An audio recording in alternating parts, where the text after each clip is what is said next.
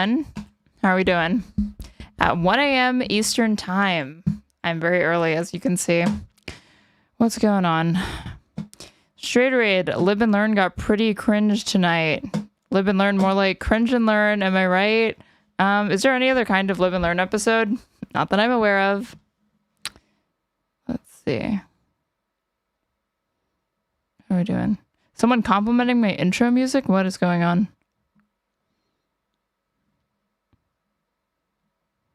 Anything else to address? Okay.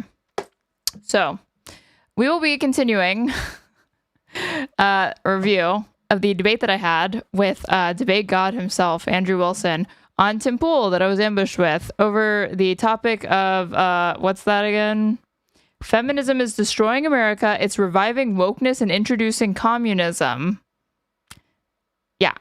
So that nonsensical title is the result of what you do when you want to SEO, like search engine optimize your stream title, your YouTube video title, but you don't know how to put that together without it just being this clunky mess. So thankfully, for those that did not see the first part of that, that is housed on my YouTube channel already. There's timestamps, and look, it was a good time. Okay, it was a good time, but we didn't really get into the like wokeness communism thing, thank God. Let's see. So if I refresh this was at 147,000 views last time I saw it. Here I am. Yeah. Oh wait, no. That like view count was the most updated. How are we doing? This was a few days. This was like 4 days ago now. Oh my God. I didn't even say what happened, what delayed my stream. Ugh, totally out of it. Okay, so I'm putting things together last minute, and I hear my dogs freaking out, and I hear Lycan scream bloody murder, and a man had walked into our apartment with their like massive dog. And I have two dogs that are really, really reactive and fucking hate other dogs. And so they went fucking crazy. And I think the dude was like, I mean, yeah, we're dumbasses for leaving our door unlocked, but I think the dude was just plastered because it seemed like it took a second for him to figure out like, oh, wait, this isn't my apartment. I love about communism and feminism, so it might be onto me. Yeah. You are the target audience for this. Okay. Actually, we're going to start from what was like a really, really good point in this, even though I ended it. Yeah. This woman was like, just kept repeating that what trans people love nothing more than to do is deny that there are differences between the sexes, which, in case you haven't noticed, kind of undermines the whole transition thing if they really, really thought that, and they would just socially transition. And she's like, people just keep denying biological reality, and the longer that we do this, the more trouble our society is going to be, and blah, blah, blah, blah, blah. Just like she was like a broken clock, except she wasn't even right. Like there's differences between men and women, and we can go swirl down in these arguments over and over and over again. You look like a vampire. Yeah. I mean, I tried. I wore like a jewel tone shirt. That way I could try to look a little bit less washed out, but it is just the lighting in this place. Because Ian Crossland also looked even more washed out than he like actually is. I think just that side of the room is really poorly lit because has the best lighting. And then Andrew, or where Tim Pool usually sits, has the second best, and then where I third, fourth, and then the edge seat is like absolutely the worst, has the worst lighting. But there's differences, and the more we deny that, and the more we deny that those differences have consequences out in the real world, in jobs. Are you a liberal or socialist type? I'm a conservative. Military. It's just, it gets exhausting. I'm listening to the two of you, and I'm like, oh my goodness, there's differences. And I would be usually the men as well if somebody denied that there were differences between men and women, because obviously there are. I don't dispute that. And but I would be on your side that anybody who's trying to is a moron. Because that's how we've gotten to this point where some people believe there are no differences, and a man can be a woman, and a woman can be a man. That feminists just paved the way for that. I think that they recognize those differences because if you're talking about trans individuals, they want to transition because they recognize differences between themselves as men and versus as women. No, they don't. Right? No, they're actually trying to No, they don't, apparently. So they can go from being a man to being a trans. Copying the chewing online. They got it from me. It's woman.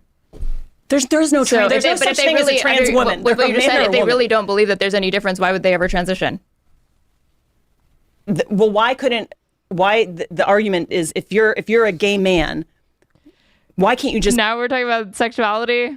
Be a gay man. Why do you have to be a woman? We're not talking about gay men. We're talking about trans people. That's people's sexuality. Right. And if sexuality is just... So who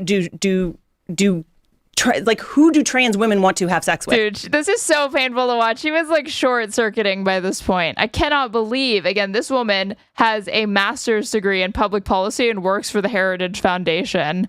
And the whole what is a woman crowd that loves to just pants the trans activists and crazy Antifa left that is fine with your, child getting gender surgery at the age of 3 or whatever, as they love to put it, can't really seem to define what trans people are like. I should have asked her, like, what is a woman?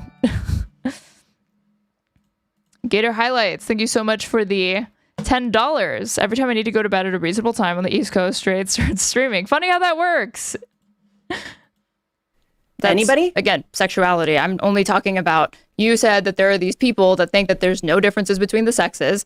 And if that were the case, why would they be bothering to undergo a physical transition or a medical transition if they really believe, oh, men and women, there's really no differences between us or whatever. You wouldn't even see trans people if that were the case. Or to the extent that you saw it as a phenomenon, it would literally be refined to just like social transition and like cross-dressing and changing their names. But they take cross-sex hormones, they take puberty blockers or whatever because they recognize that there's differences between the sexes. But they're trying to be something they're not. They will never be women. It's a separate argument from whether or not they believe that there are differences between the sex. Trans people recognize that there are differences, which is why they want to transition. Andrew, do you disagree with this? Or? And then she lost the plot, said literally was stunned, had nothing to fucking say. And then even though, again, just based off of what she argued, even if you don't agree with what, I've struggled to see how you could disagree with what I said. The majority of trans people recognize the overwhelming majority of trans people recognize the differences between, the sexes. Of course. I wasn't when he says of course, again, there's literally no room for, she barely presented an argument. She presented a caricature of what she thinks trans people believe or feminists believe, which is that there's no differences when feminists advocate for equality and she's trying to, or genuinely misunderstands and takes that to mean feminists believe that men and women are literally identical, which is not the argument. But I still meant it last time, which is that if I had to give the most charitable read of her argument, it's that feminists, trans people, trans allies, etc., these trans activists, as they always love to say, believe that the differences that exist between the male sex and the female sex is so negligible that it's a matter of a couple of hormones here, nip and tuck there, and you can become a woman or you can become a man because it's that easy to transition. So not that there are no differences, but that they are negligible and can facilitate a transition from one to the other. But if she was trying to make that argument, she did not even come close to substantiating what I just said. She just straight up gave up. So when he says he disagrees, I don't know what he's referring to. I don't know if he's saying he disagrees and believes that trans people don't recognize differences between the sexes, or I don't know if he's saying he disagrees with transgenderism, quote unquote, but... Sure. Yeah. I did want to ask you about. Wait. Really quick. Can we go back to the Force Doctrine thing? We can't move into this argument now. No, we can do it. But I had a question about. I thought we were about to move into one of my favorite topics. No. I had a question about the Force Doctrine thing, though. Okay. And thank God we didn't move into this. Not because I can't argue it, but because I find trans debates so boring. So boring. I think the only one that I find more boring is abortion. To be honest, I find it just truly the right just loves talking about trans people. They love talking about their bodies. They love talking about surgery. They love talking about puberty blockers. They love talking about women's sports that they don't watch ever. It is just, I don't know how these people can stretch this topic out as much as they possibly do. It is so boring. Okay. So given that this is your view, how do you explain there being like social rights movement. Yeah, she was the one who like she tried to move it back to the feminism debate, which I appreciate, but then she stopped engaging. So I wanted to move it back to the force doctrine thing because I didn't finish, or like we were still on that when she wanted to bring it back to feminism. Yeah, it is Moonlord. For women and like more parity now between men and women than there existed. Well, I mean, I don't know about parity. That's a hard one to prove. What do you mean parity? Parity how? Political power. Suffrage, for example. Oh, I see. So are you saying that can you appeal to men for rights and they give them to you? Sure. No, that's one way to put it. I feel like, again, he really just wants to keep it to like this argument. Again, it's not really an argument at all.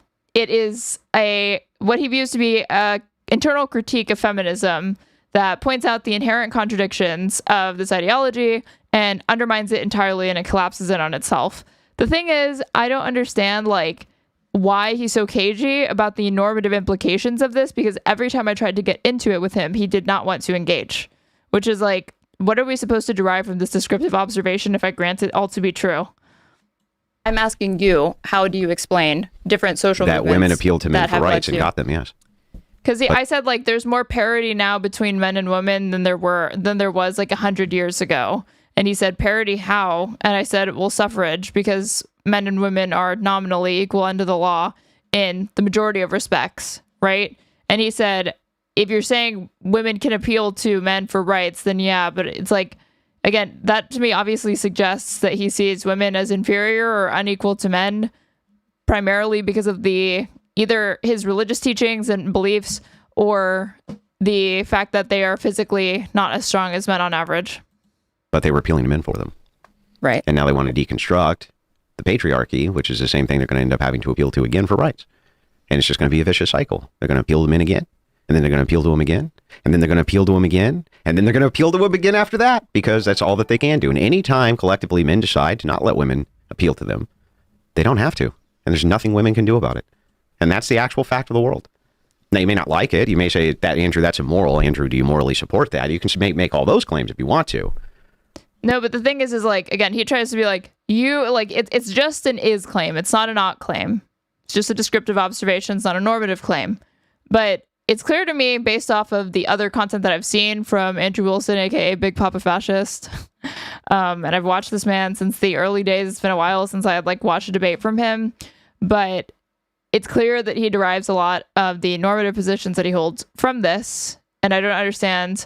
I don't know if it's a TOS thing, like why he kind of obfuscates that. I don't know if it's an optical thing and he realizes it doesn't look good to make the might makes right argument. So he kind of just does the might makes part and then leaves the audience to take the final leap and do the makes right part. But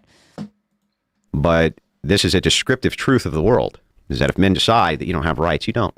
If they do that, but I think that's highly improbable. Why? Like, if by what you mean, if they want to do it, is it logically possible for them to do it? No. Yes, it's logically possible for them to do it. It's pragmatically possible. Possible or plausible? No. Yes, it is.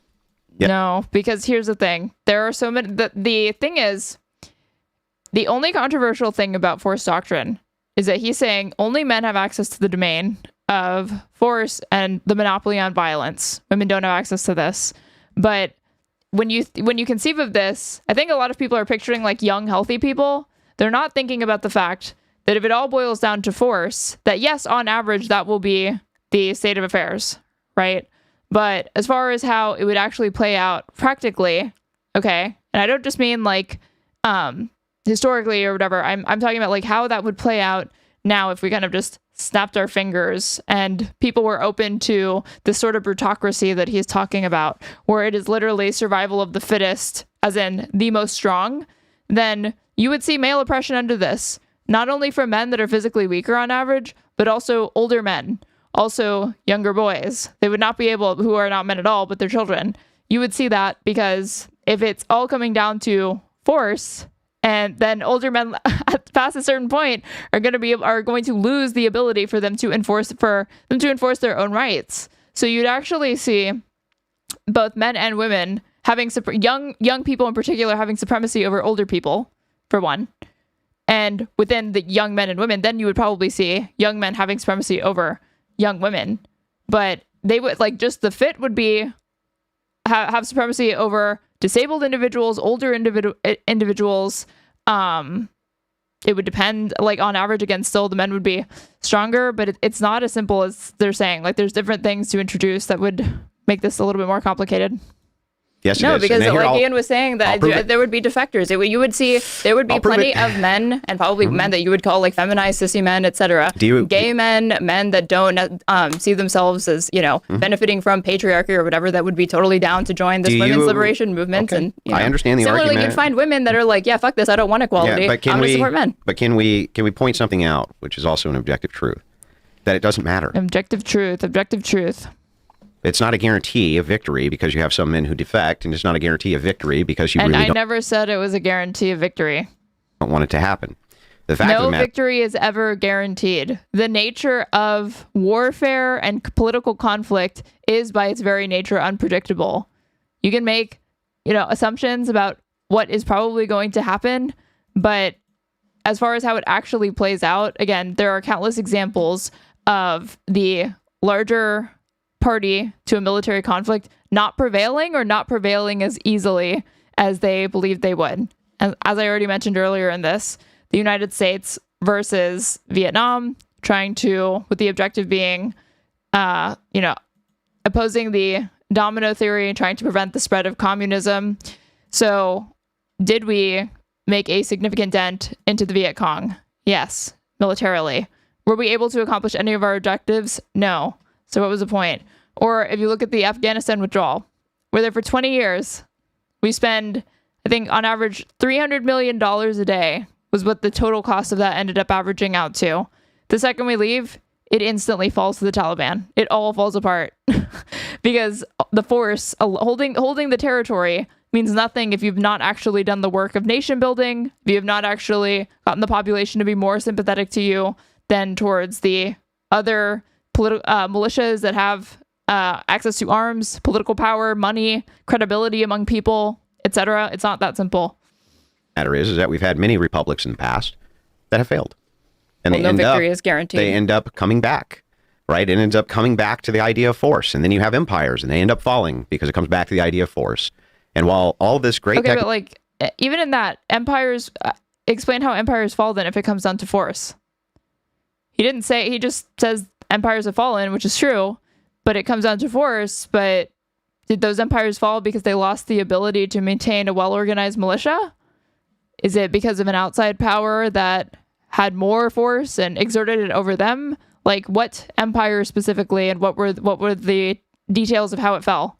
Technology and electricity and all this stuff that women like to take for granted, which makes them believe in some crazy fucking world that they're the equals of men physically, which is the biggest crock of shit I've ever heard in my life, or that they somehow have equity with men or ever could, at least in that domain, right? I wouldn't say that they have less moral value. I would never make that claim. Only the claim there can never be equity, and that's stupid. He says he would never make that claim. But if you want to organize society along patriarchal lines, if you believe that, only a household ought to be able to vote, or like this woman, based off the standards that she laid out in the beginning, she was like, well, women who don't have kids ought not vote because they don't have a stake in the future. By that view, that would disenfranchise any single men that do not have kids or are infertile and can't actually impregnate a woman. But I didn't even go down that route. I was just trying to get her to see if I was trying to get her to say if she would or would not support repealing the 19th. Stupid, and it's based on the technological marvels which allow modern women to do any of these jobs successfully at all. And if men decide at any time that they want to take that away, women can't do shit about it. But men can, meaning if groups of men want to take rights away from other groups of men. And like, if you want to talk about the infinite regression that would occur if you were to order society in this particular way, then let's pretend that what he's talking about becomes reality tomorrow. Women are enslaved by all men. Every single woman, literally everywhere, every single girl enslaved. If a girl is born, she is enslaved to a man. There would obviously be physical resistance from women. There would be a whole lot of bloodshed.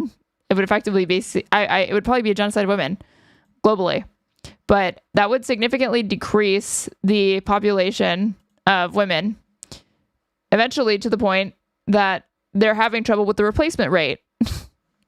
And from there, women would go away and men would not be able to replace themselves. So all that would be left is men. And then it would just be a matter of time before they die out, because if force doctrine is to keep going, then the weaker men will just have to appeal to the stronger men and to the younger men for their rights. And there's no guarantee that they're going to get that, because then you can make the same argument, which is that those less powerful, less strong people are going to have to constantly appeal to a higher authority or other stronger people to secure their rights.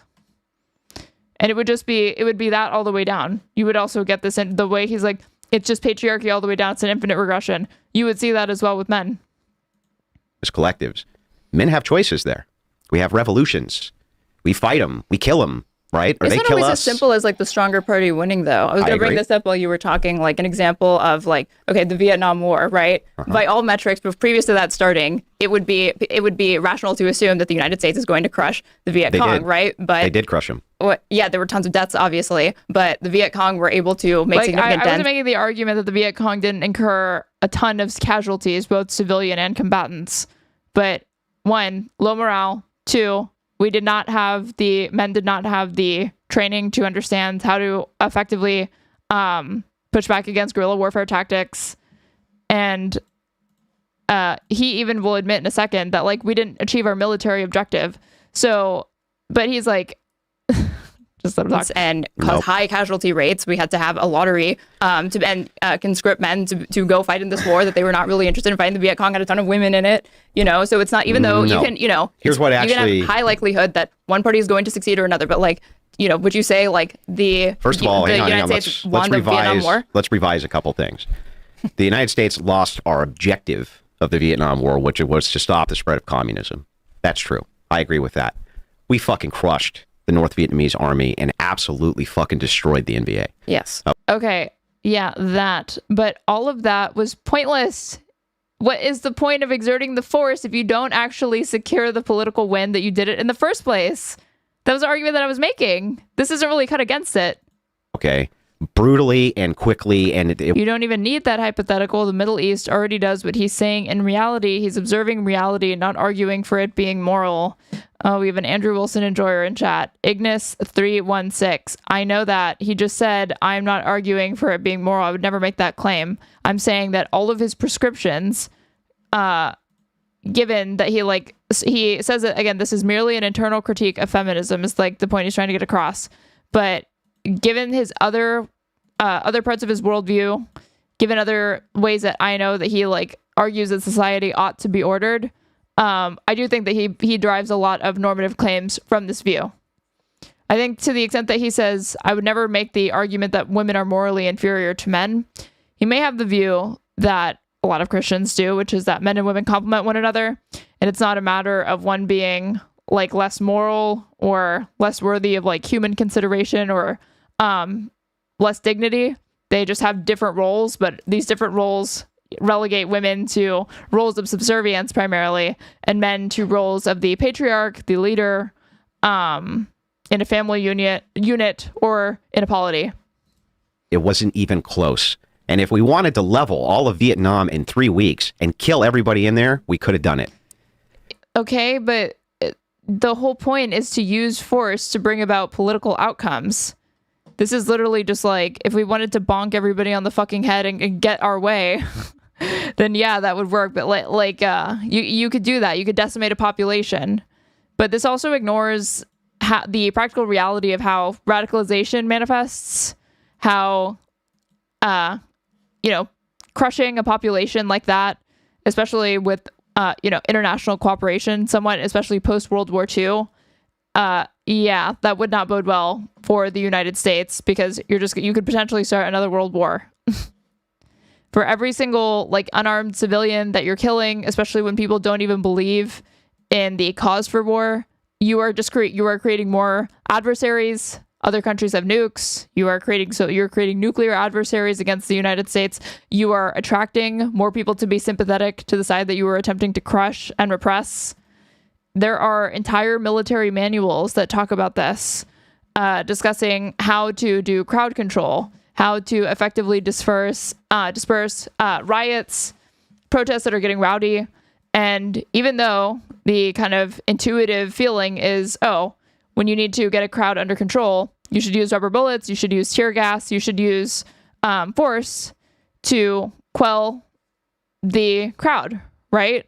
But if you do it against a population that is particularly well-behaved, that is non-violent, it actually has the opposite effect.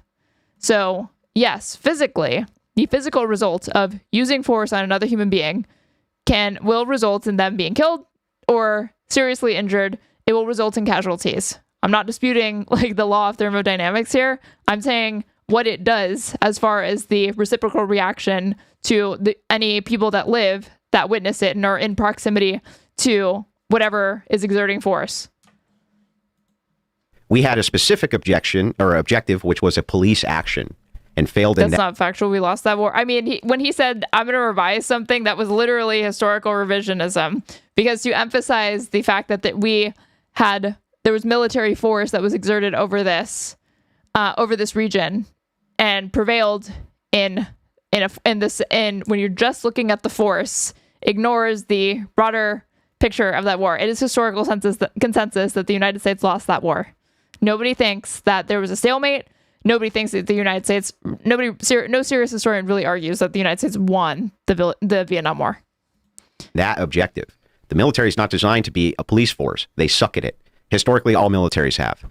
The army is just... If you know that is his worldview and you're accurately steelmanning the Christian worldview that he has said he believes, why are you insinuating that his ideals are anything but that? Did you really just ask me why I'm skeptical of the claims that people make?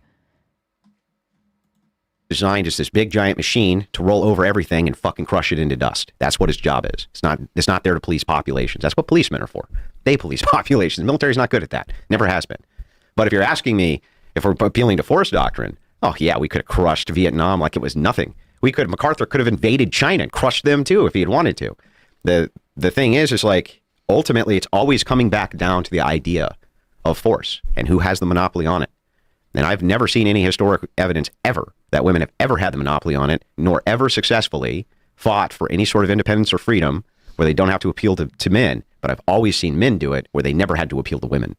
And so the historic standards on my side, the strength of force, and half of the conditions of half of the world right now is on my side for my argument. What you guys have is vibes and maybe one day. Vibes and one day, though, Andrew. A theist telling me this. A man who bases his worldview off of what some Reddit atheists will derisively call the sky daddy, but this is not my preferred vernacular for this.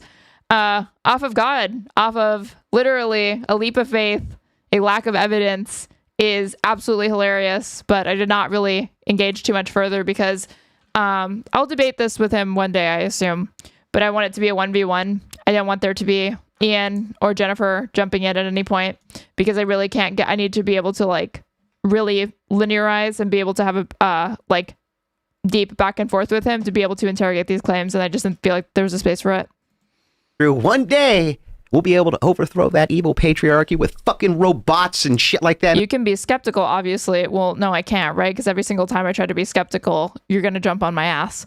I'm asking, why are you insinuating a more nefarious idea of what he thinks without evidence that he would enact that view? That's just disingenuous because I believe that he supports, he is, my understanding, last I checked, a supporter of Donald Trump. And people that are supporters of Donald Trump, enthusiastic ones at that, I view to be fascists. And I don't typically view fascists to be acting in good faith or always forthcoming or honest about their ideas.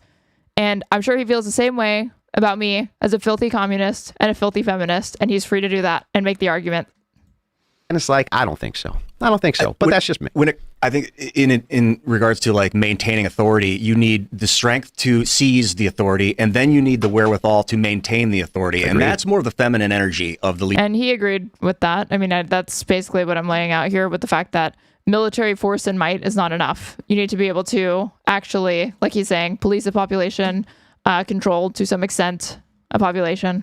Leadership. You need wisdom. You need to see your own flaws. You need to admit when you're wrong. Like that's how you, but you do need strength to take it and, to protect it. And to keep it. But what's on the inside is where the women become very important.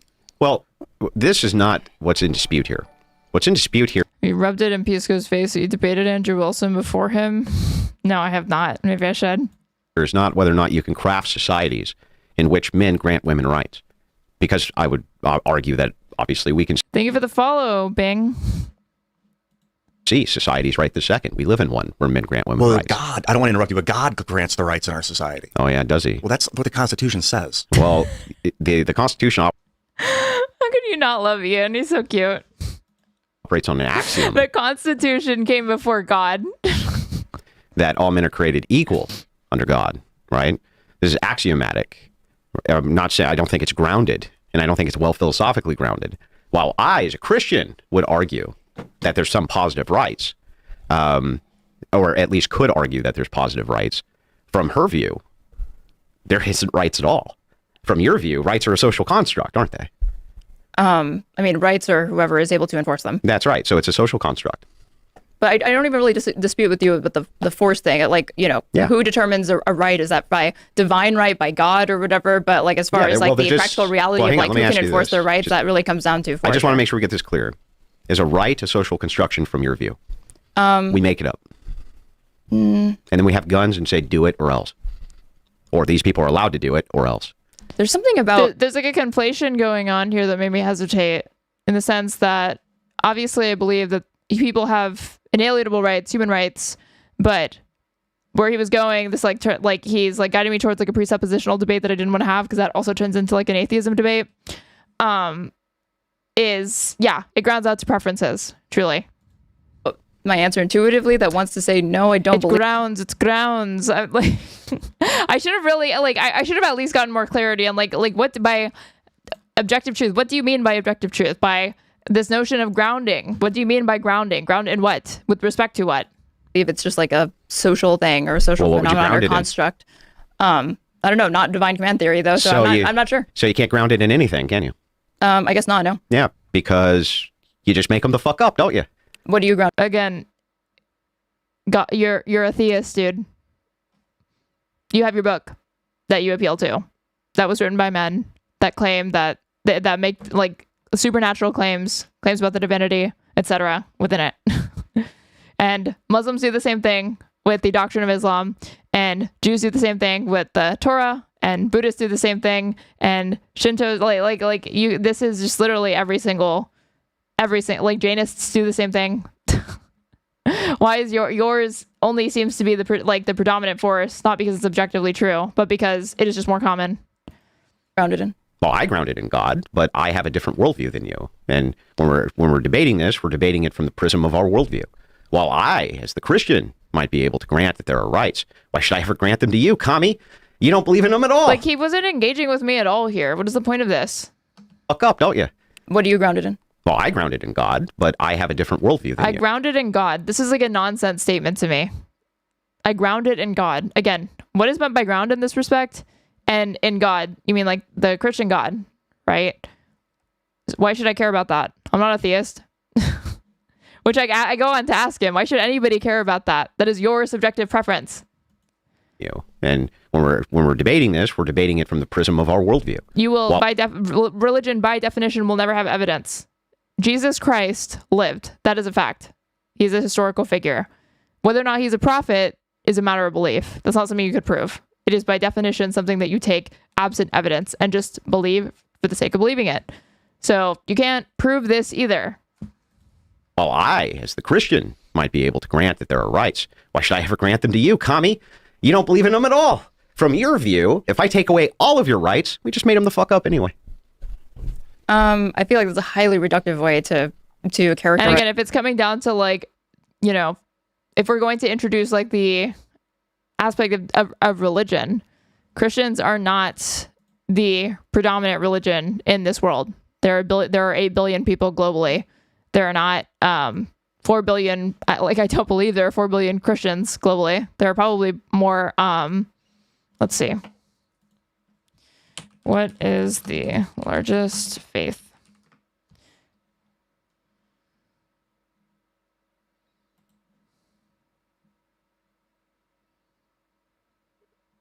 Really? It is Christians? Jesus. Oh, well. Islam. Fastest growing. I would have thought Islam was. Islam is the fastest growing religion in the world, Pew study says. Muslims are the fastest growing faith group, followed by the religiously unaffiliated, according to a new Pew Research study. Measuring the evolution of the global religious population between 2010 and 2020, Christianity grew by 122 million members in that decade, but declined as an overall slice of the world's population. Still, Christianity remains the world's largest religion, with 2.3 billion believers, nearly 29% of the world's population. Pew's Global Religious Landscape Study, released on Monday, June 9th, is the second edition of a demographic report of religious groups started in 2010. We look at the demographic characteristics of these groups, their age structure, how many children they're having, how much education they have, because these demographic characteristics affect the future size of the religious groups. Conrad Hackett, a senior demographer at Pew Research Center, told RNS. The world's Muslim population increased by 347 million people over 10 years, more than all the other religions combined, primarily due to natural demographic growth. Muslims are having children at a greater number than Muslims are dying, Hackett said. Very little of the change in the Muslim population size is a result of people becoming Muslim as adults or leaving Islam as adults. Researchers relied on 2,700 data sources, including national censuses, demographic surveys, population surveys, and population registers to document the religious affiliations of 100,000 people across 201 countries.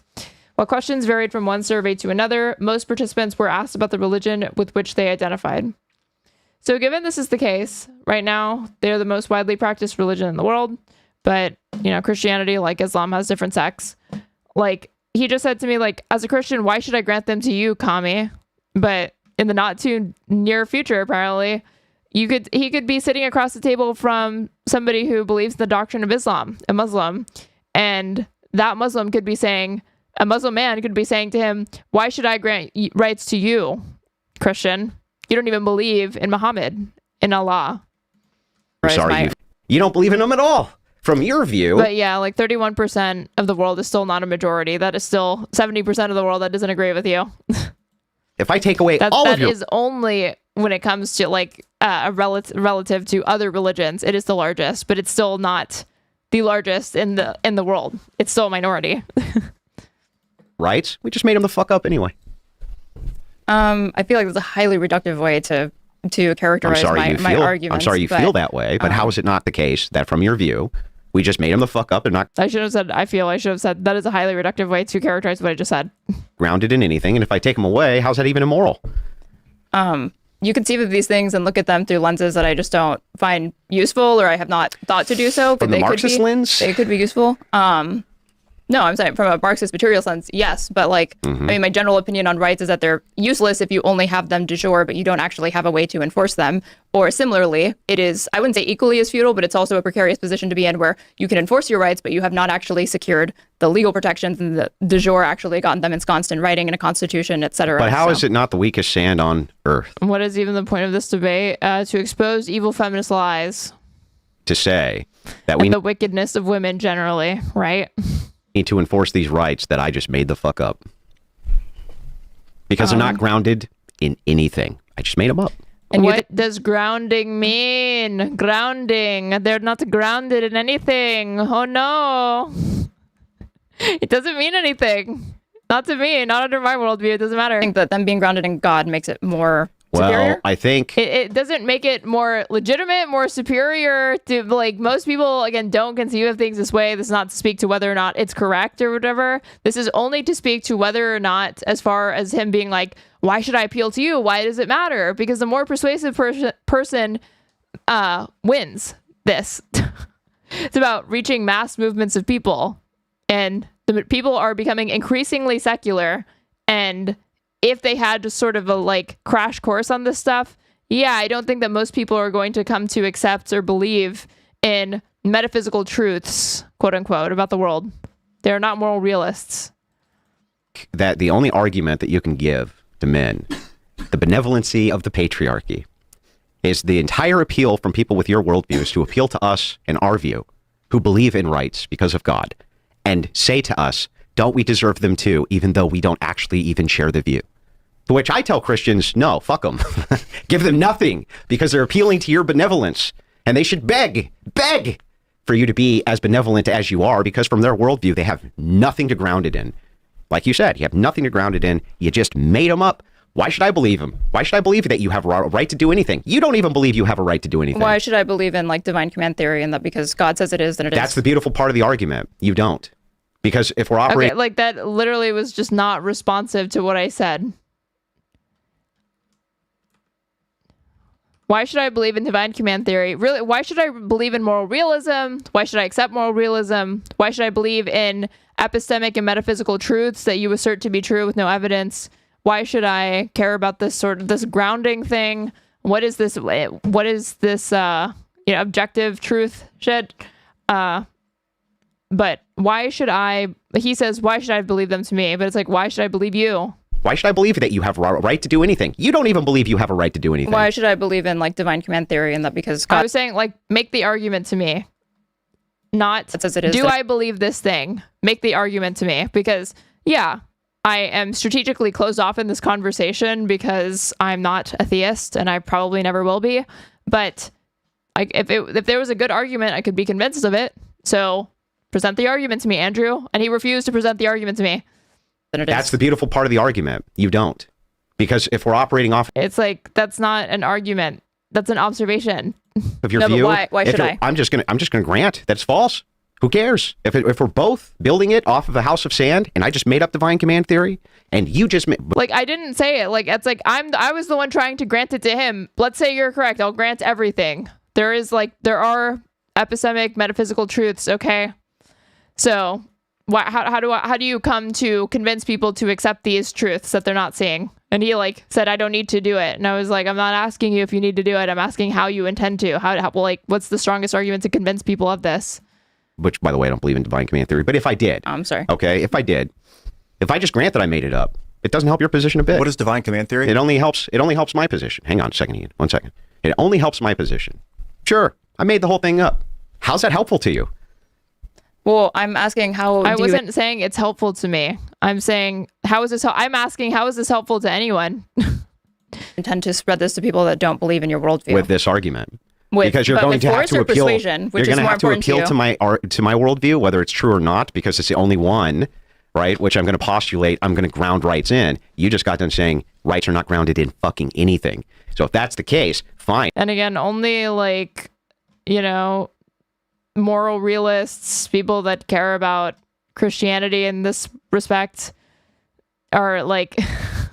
Like he says this and it's like, oh god, moral anti-realists on a fucking stretcher, am I right, folks? Moral anti-realists BTFO'd.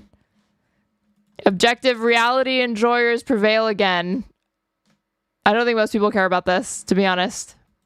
I think most people would rather have people that are decent to them, respectful of one another, and whether that is a founded or unfounded view that is rooted or grounded, as he says, in moral realism or not, I think that most people would rather take that over somebody who is ungrounded, quote unquote, over somebody who is grounded, but they are like this, have these sorts of outlooks for how society ought to be structured. Made the whole thing up, but rights aren't grounded in anything anyway, so it doesn't help you a bit. If I take them away. But you think they're grounded in the divinity, and so I'm saying that a lot of people so you're in a world to my view again? Yes, I'm appealing to your view. And in a world that's increasingly secular, how do you intend to persuade people? Do you think that Christians ought to be using force or persuasion? And they don't.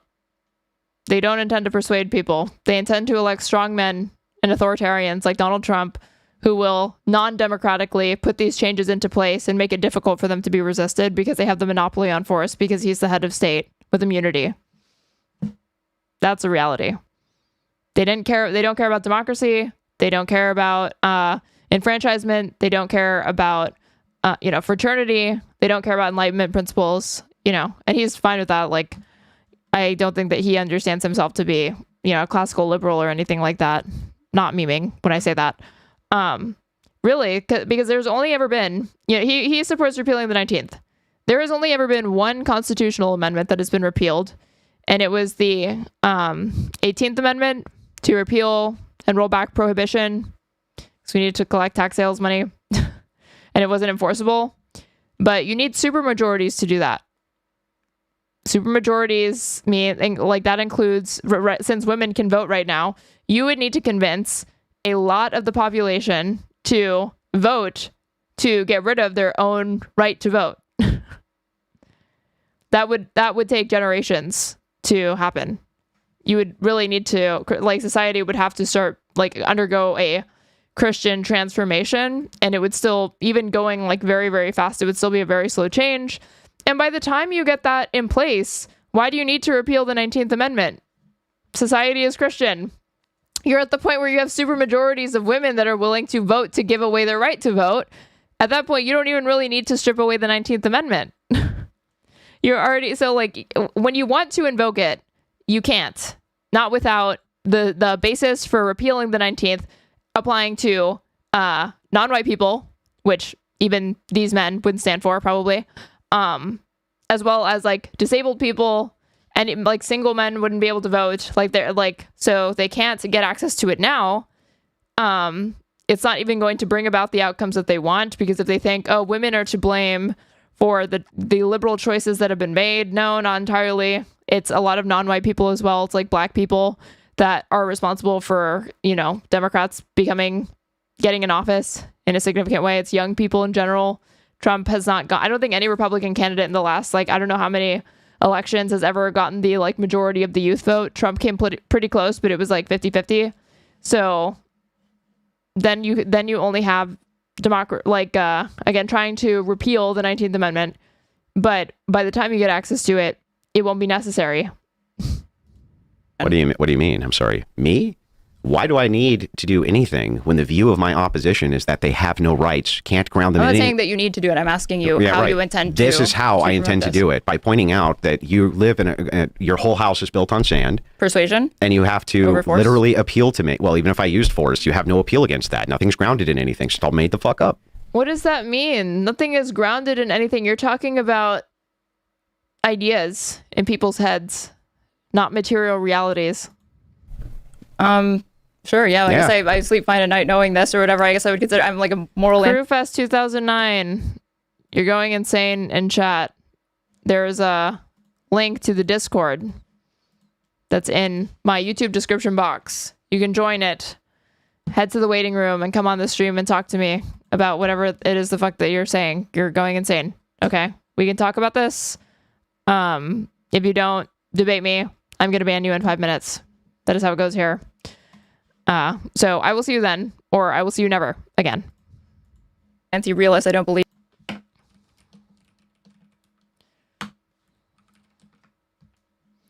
Forced debate, correct. Even these sorts of like, and that's why you have to, and you guys always have to appeal, you moral anti-realist, to moral realist who believe in moral facts, because that's what prevents us from enslaving all of you. This is a huge self-report. This is a huge like, I cannot tell you how bad he makes Christians look in my view. Really and truly. This sort of like, this reminds me, Crewfest 2009, me? Yeah, you're fucking yapping in YouTube chat. I want you to stop yapping in YouTube chat and come on my stream and come talk to me about what you're yapping about. I'm not going to stop my stream to read all of it. We can just talk about it. And if you don't, I'll ban you. So pick one. This reminds me though, in high school, I went to a majority Catholic school, majority Catholic areas where I was raised. And obviously I'm Mexican, so a lot of Hispanic people are Catholic. And I was in my English class, and this classmate of mine learned I was an atheist, and he asked me in earnest, what stops me from killing people? Since I don't care about or adhere to like the 10 Commandments, so I don't accept Jesus Christ with my heart, whatever it is. And I told him that was a huge self-report. And then he told me that I was like the main character in Camus' The Stranger, who literally, it's like a book about existentialism. It's a staple in most high school curriculum in the United States, where the main character has like almost no reaction to his mother dying. And Andrew is reminding me of that interaction right now as he talks about this. Moral anti-realist, I don't believe in these sorts of like, and that's why you have to, and you guys always have to appeal, you moral anti-realist, to moral realist who believe in moral facts, because that's what prevents us from enslaving all of you. But my face when they say they're moral. So moral of him to not to be so gracious and magnanimous even to his enemies, to not kill everybody, essay everybody, enslave everybody else because of they're just so pious, right? realists who believe in moral facts because that's what prevents us from enslaving all of you. But answer your question, but hang on. Isn't that true? That what prevents us from enslaving all of you is you're appealing to our trying to talk to Ian because I don't care about this. benevolence as moral realists. You mean Christians? What prevents Christians from enslaving everybody else? Yeah. I don't believe so, but okay. Yeah, they're not appealing to their Christianity and Christian ethics to just not go ahead and enslave all women and stuff them in cages. The majority of people could have no understanding of Christian ethics, and the majority of people don't seem to. Even a lot of self-avowed Christians barely have an understanding or conception of Christian ethics and exegesis. That's not where they're getting the idea to not act like antisocial lunatics. It's just that by default, most people are not antisocial lunatics. Just stuff them in there? No, I don't think so, no. Why not? Because I don't think that has necessarily been the basis. I have a higher opinion of most Christians, even the Christian nationalists that agree with him, than he does.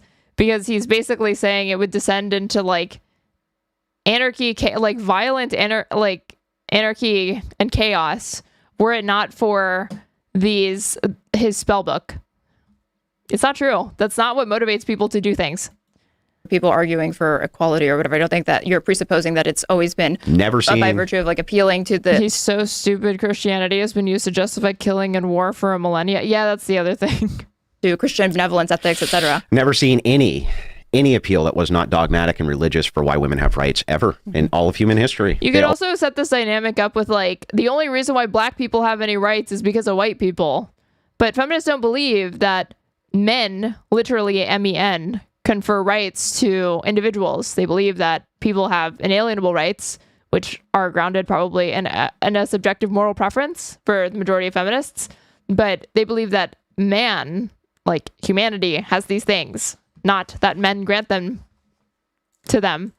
And they also understand that patriarchy takes rights away from other people. It's not men conferring it to them. Always appeal to a god. They always appeal to a higher power. They always appeal to something external to them. You just got them saying it's not grounded in anything. You made it the fuck up. If it's completely made up, it's not grounded in nothing. Then you're appealing to Christians and Christian benevolence and their view. Even if it's not true, you're appealing to their view that they believe. Crewfast 2009, stop yapping.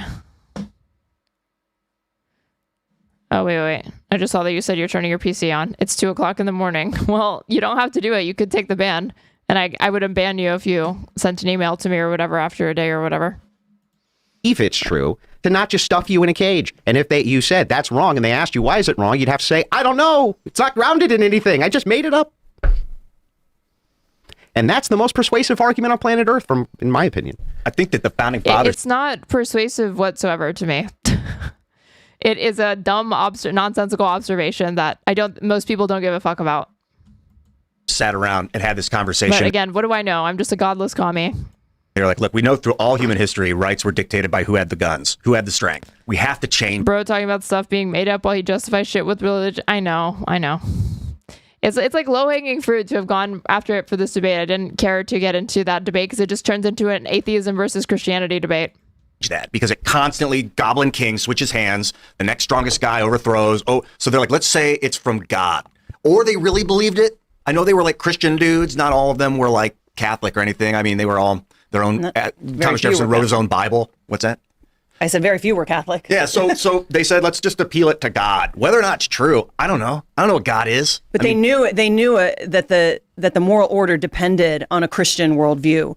The more you go into arbitrary kind of reason for rights, even if they weren't Christian. I think was it John Adams that said a democratic republic is only fit for a moral and Christian society. There's actually several foundational contributors who talked about how there has to be a shared sense of morality inside of a public in order for there to be a republic. Mm-hmm. So that's true. I think that's true of any society. I think there has to be some shared. Honestly, ban me then. I genuinely don't care enough to deal with you. Honestly, dude, you were the one that was. No one is making you do this. I'm just saying that if you don't, and again, the timer's already up. If you don't, I was going to ban you because you're spamming a bunch of arguments to me in chat, and it's literally just faster to have a conversation. I'm going to just time you out for 24 hours because I want you to stop, but you can come back whenever, tomorrow or whenever I stream earlier, and debate me then. I just want you to stop because I'm not going to read your messages. But you know what? I will time you out for just 10 minutes. I will take after I'm inspired by our friend Andrew over here. I'm magnanimous to my enemies. Not that you're my enemy. Because whether I'm on the left or right, I enjoy hearing other people's opinions, regardless of whether I agree the differences. I always acknowledge objective truth as well. Bro, shadowboxing at 2 a.m. Okay. Glue, right? Here we used to have like patriotism. We used to have all sorts of things that were a shared glue. That's all gone, right? Now I have to share my country with communists, right? And it used to be that we persecuted communists. That was so base.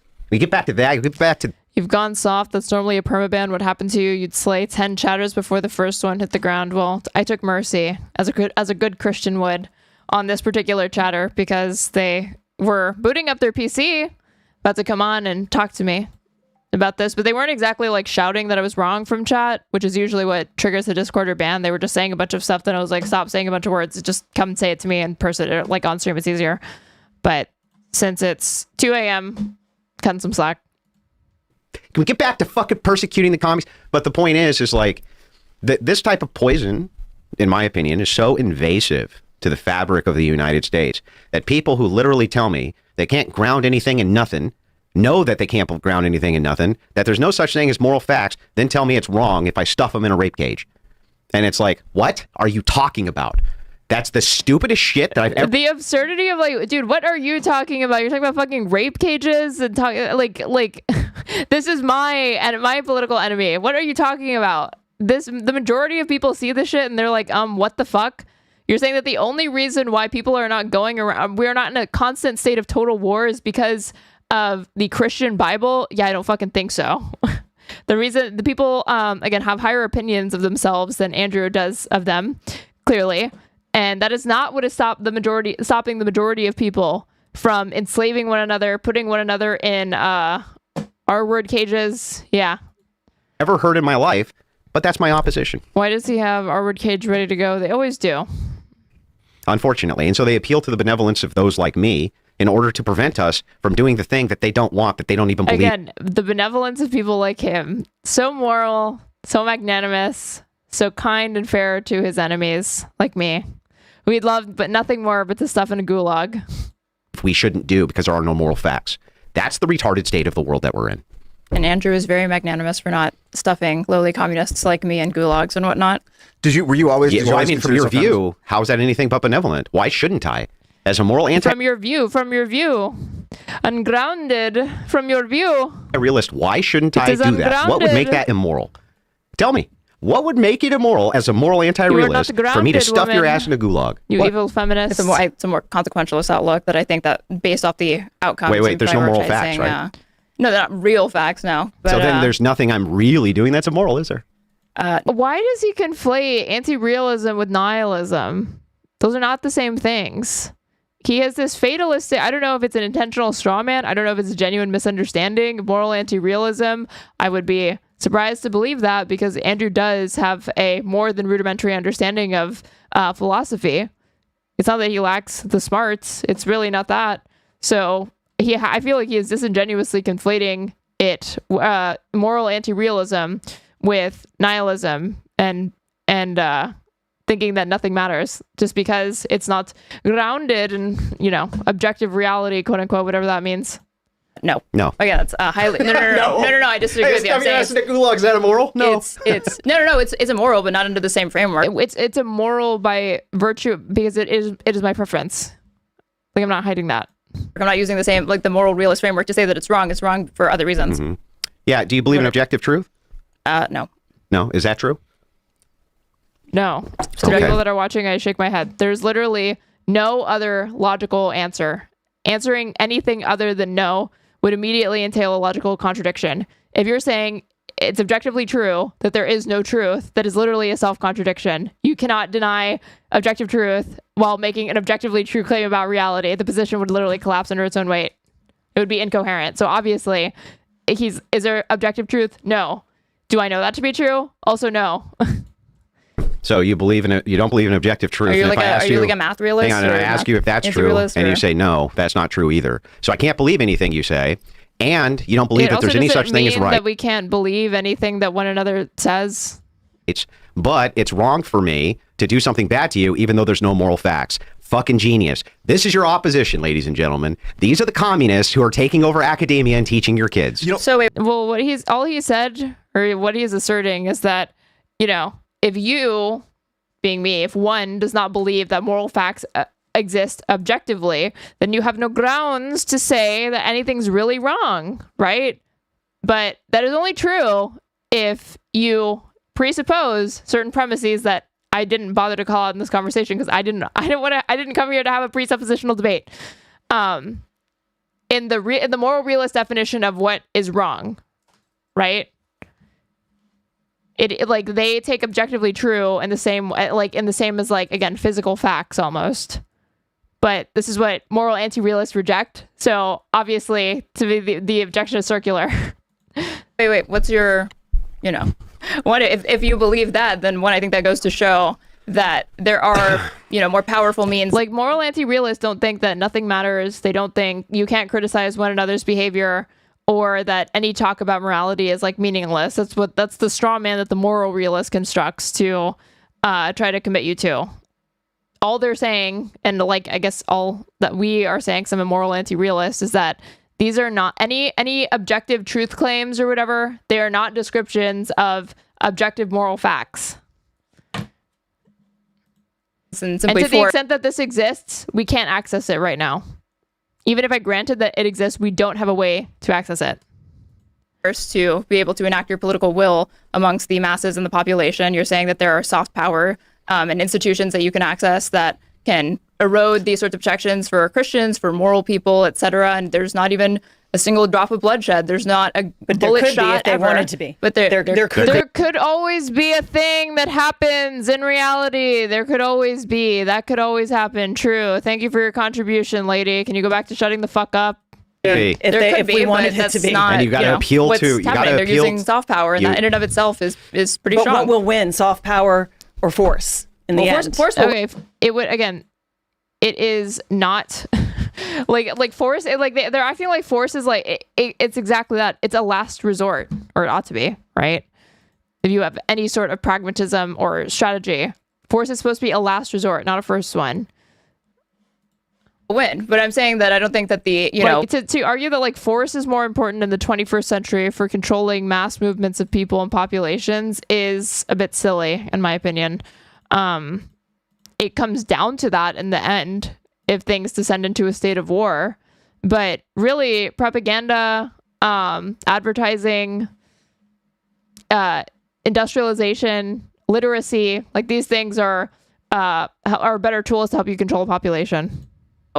Even under his view, he's not discounting that there is a significant advantage in having these sorts of soft power and having access over these institutions, even if they're, academia or whatever. There is, media, but the only reason culture, it works is because you're appealing to people that say if you kind of just come in here with force, that's wrong, and we have a moral order that would tell you that it's. But it still works. So what you're doing is, and what a lot of women do, we can maybe go back to the feminism thing for a bit, is appeal to emotion and say a morality, an objective morality, to say it is wrong to enslave other people. It is wrong to use violence against people because they don't believe. And this is what the left has done. Lady, are you a Christian? Are you, even if you're a moral realist, if you don't ground it out into Christian principles, he'll still say that you're not really grounding it out into anything.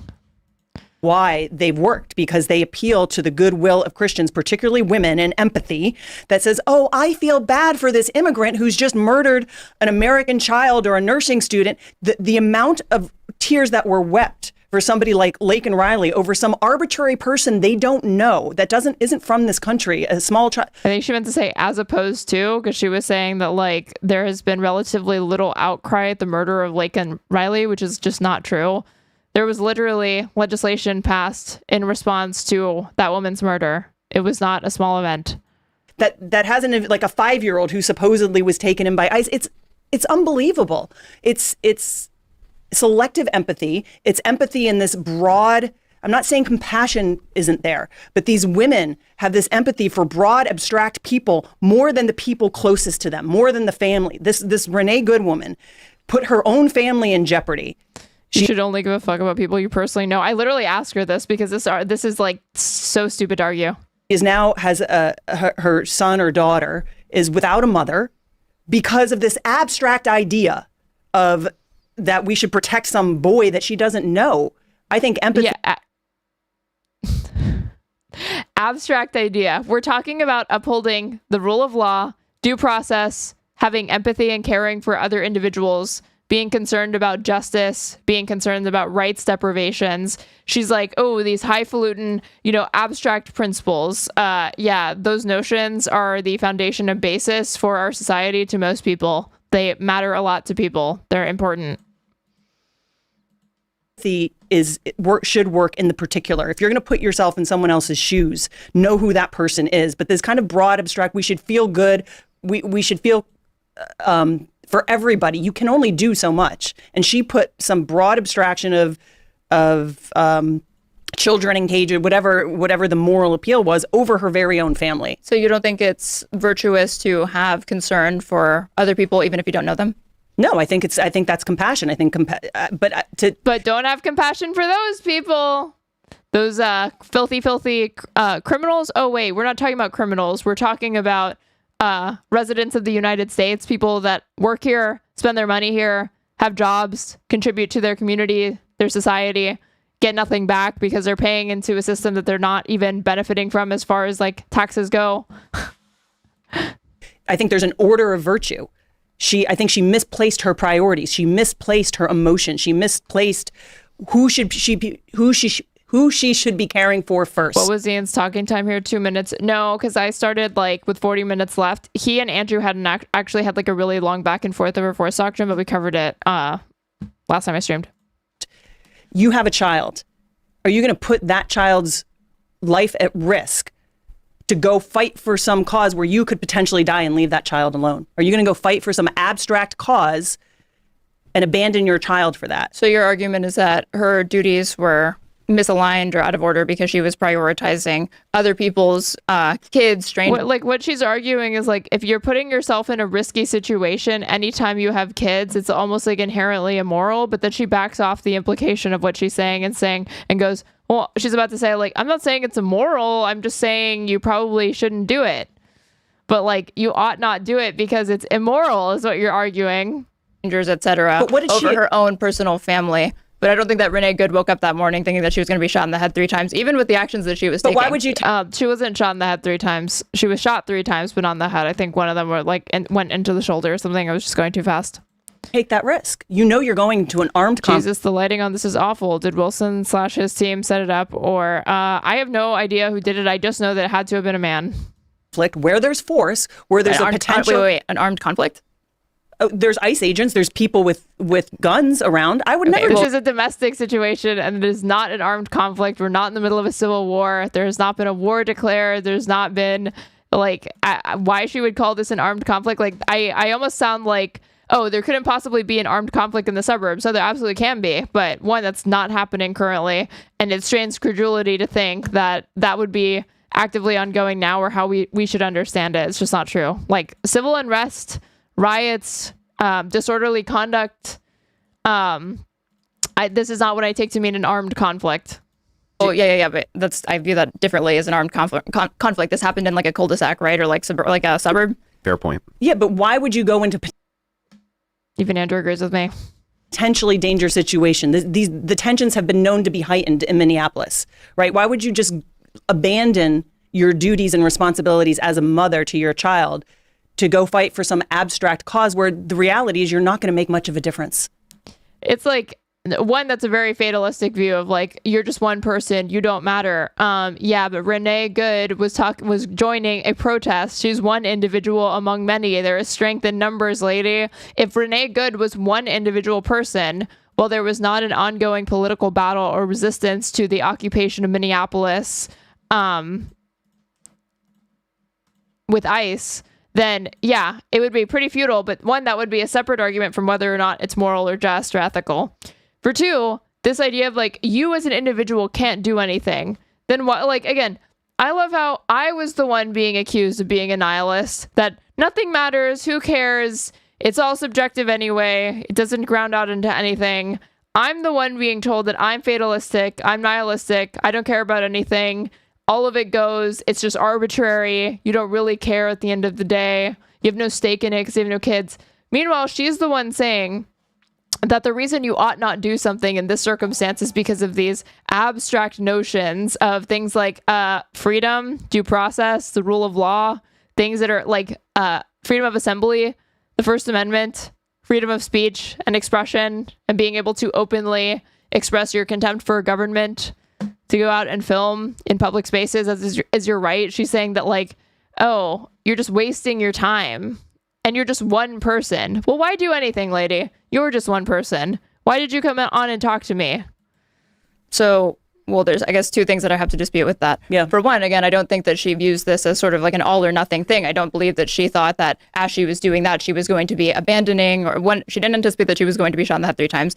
Two, I don't think that she believed that by making that choice, it's mutually exclusive, and therefore by going to this ICE protest, that she was going to be abandoning her family, for one. So I think that kind of explains her subjective, But you're going rational. Like, there was no reason to think that Renee Good or Alex Preddy woke up that morning and thought that they were going to become part of American history. There's literally no reason to think that. State of mind. Even But then given the chaos that was happening, still. the second part of your question was like, why would you do that? And it's the same reason that Kyle Rittenhouse decided to take up arms and head to Kenosha and take matters into his own hands as far as he saw, and try to defend the police, defend buildings or whatever, because he had a superseding moral principle and duty that he felt he was compelled to act on. But he didn't have a family. He didn't have a With that being her first response, that tells me that she thinks it was moral to do, even though by her own standard, Kyle Rittenhouse was one individual putting himself in danger and trying to defend an abstract notion of what? Property rights, law and order, the right to bear arms. And doesn't have a family? No, he didn't have kids? he doesn't have a father. He's not a father. I wonder if that would change his decision-making process to go into a risk. And like, would it make it any less wrong? I don't think I threaded the needle here well enough to say, like, okay, so if he had been a father, you would condemn what he did? Because she probably would have said, well, no, because she doesn't want to condemn what he did. Situation. But she wouldn't condemn it in the other instance either, because, again, she's making these observations that obviously lead one to think, oh, so you're issuing a condemnation. You think what they're doing is immoral. And she's like, well, I wouldn't go that far. Right, but he's not responsible for the life of another human being right now, or at that moment that he made that decision. So that very based decision. Yeah. So then single people, you're fine with doing this because they don't have a duty to their children because they have no children to speak of? Or no, that wouldn't be okay either? Well, no, my risk calculations of what I do on a day-to-day basis are much different than probably a woman with what I was trying to get at with that is, so if Renee Good had not had a child, you would be okay with that, right? But she already said it. I know that she's not, because she already said at the beginning of this conversation that feminism has made all of these women reject the institution of marriage, has made them, these childless single people that are deluding themselves into believing that they're happier this way and that they're enlightened when they're not going to be, and that the more they try to fight biology and the natural roles that women were born to fulfill, quote unquote, the more immoral they are, the less happy they'll be, the more addicted to SSRIs and whatever. But it's so weird how, like, here, it's obvious, it's like so clearly a red herring. Like, your issue is not that Renee Good is taking a risk. Anytime you operate a motor vehicle, you take a risk. Anytime you, what is it? Like, anytime you're walking up and down stairs, you're taking risks. Does that make it immoral? children. Yeah, absolutely they are. Different, but if Renee Good had been single, would you be saying, oh, well, it's okay because she wasn't in violation of her moral duty to her son? I would say that the calculation would be different. In what way? It's different. It's different. Like, she just keeps saying it's different. She did this when we were talking about the trans people, or like trans people, and not recognizing the differences between male and female, and like biological differences and markers between sexes and genders. But here she's doing it again. It would be different. But how is it different? You're just saying it's different. You're not explaining.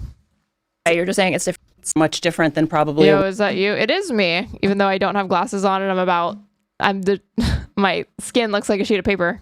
Woman with children. Yeah, absolutely they are. Different, but would you... These people take risks just by waking up every day with how few synapses are firing their brains. I mean, she is really brave here.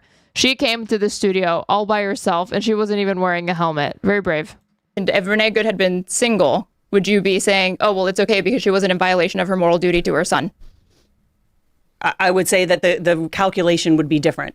In what way? You're just saying it's different, but in what way would it be different? Well, she's not considering she has to take care of a family when she goes home, or she has a moral responsibility for her son.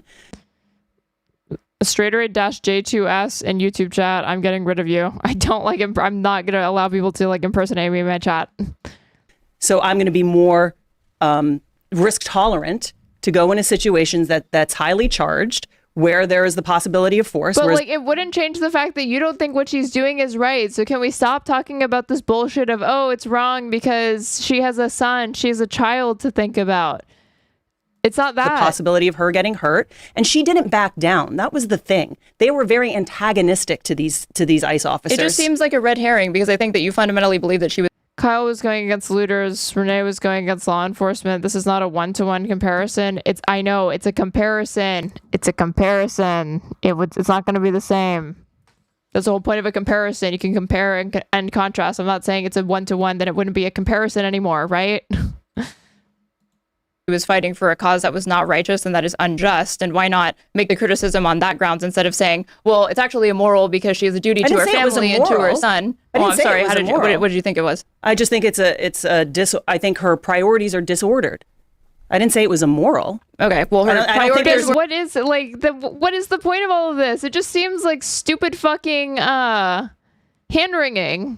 Why should I care that you find her priorities to be disordered unless you're going to issue a condemnation? You're just complaining at that point. To her son. I'm sorry. What did you think it was? I just think I think her I think this woman's job is to debate, but instead to virtue signal about how to be a good woman. Well, her actual job is to promote the Maga movement and simp for RFK Jr., which I thought we would do, but unfortunately we never did. Priorities are disordered. I didn't say it was immoral. Okay, well, her priorities were disordered, but again, then the disordered priorities just seems like a red herring to me, because it doesn't really seem like that's the thing that you're really sanctioning her for or indicting her for. It does seem like the issue is that you don't really think that the cause was just, because if the cause became just enough, then it would reach a threshold where suddenly you would say that the duties maybe there could be leniency as far as them being reordered. I don't think so. I don't think any social cause. She just said, I don't think so. There's no social cause that could be a superseding moral good to act on behalf of. So really, you're not I should have pointed this out. You're not actually in favor of men going into war. Men who have families being conscripted, she's against conscription under this view, because men going into warfare have to deal with the fact that they're leaving behind a family, entering into combat, and they may come home in a fucking is it a body bag? But she wouldn't say that. She wouldn't issue a condemnation for that, even though that's a father that's going to be leaving a child without a father, leaving behind a single mother, and now they have to rely on the government to take care of them. Because if the cause became just enough, then it would reach a threshold where suddenly you would say that the duties maybe there could be leniency as far as them being reordered. I don't think there could be other causes that are more important than your family or you as an individual. I don't think there's any social cause worth risking your life for and risking leaving your child without a mother. I don't. So there's no social cause worth fighting for. Civil rights was not worth fighting for. Equality under the law for women was not worth fighting for. How convenient that every single social movement that she's ever benefited from, she never had to personally be involved, give anything up, just reap the benefits of, but is going to turn around and literally cast aspersions upon people that actually cared about things beyond themselves. How do you feel about ICE agents then? Because they're putting themselves in a risky, difficult position. These ICE agents have family. They're going out there with guns. They're not charged with their family. They're not charged with the nurturing and taking care of their children. So there's no social cause with fighting for. So she should be back in the kitchen and not on a podcast. I really, really was tempted to be like, so why are you here? Shut the fuck up. You should be in the kitchen. Why should anyone listen to you? You just said no social cause is worth fighting for, and you're on this podcast to explicitly advocate for particular social causes and social worldviews and policy agendas. But you've just been saying repeatedly, nothing matters. Who cares? Nothing is more important than a family. And if that was the case, then go start a family. This woman is unmarried, doesn't have any kids, didn't say that she intends to have kids. Says it wasn't a virtuous thing for her to do, has a master's degree, and works for the Heritage Foundation. Children. But they still have moral duties to their families. They do, but they have different capacities. Like we said, they're more forceful. They're more likely to be safe in that situation than a woman is. But you're just saying they're different. They're different. They are different. I agree that they're different. But why this leniency for men to be engaged in these sorts of behaviors and not following their duty of not putting themselves in situations because they that have could different wind roles. up dead, because fathers and mothers have different roles. Because they're different in the family. Their charge is to protect and defend. A mother's role is to nourish and so male ICE officers, okay. Female ICE officers, how do you feel about that? I would probably argue it's not. I mean, again, do you have a family? Is she a female ICE officer with a family? Do you think that she's engaged in something immoral? No, I didn't say she's like struggling to follow through on her own argument, her own logic. Sorry. You're right. You with the family. Do you think that she's engaged in something? I mean, again, do you have a family? Is she a female ICE officer with a family? Do you think that she's engaged in something immoral? No, I didn't say it's immoral. Sorry. You're right. You didn't say that. You did say that their priorities are misaligned, right? Yeah. Okay. Would you say that the female ICE agent with a family has misaligned priorities? Yes. Okay. If Kyle Rittenhouse had been a woman or a teenage girl instead of a boy, would you be condemning them? I'm not condemning anybody, but I would say, indicting their character, their actions, their choices because it was a girl doing it now instead of a boy? Does that girl have a family? Yes. Then yeah. Then it just comes down to it really just comes down to whether again, under her view, I should have brought back up, I really should have zeroed in on this. Under this view, since you place such a high priority and high virtue on people having children, why don't you say that men who don't have kids should why don't you argue for their disenfranchisement? They have kids. And if she didn't have a family, then you wouldn't be criticizing them.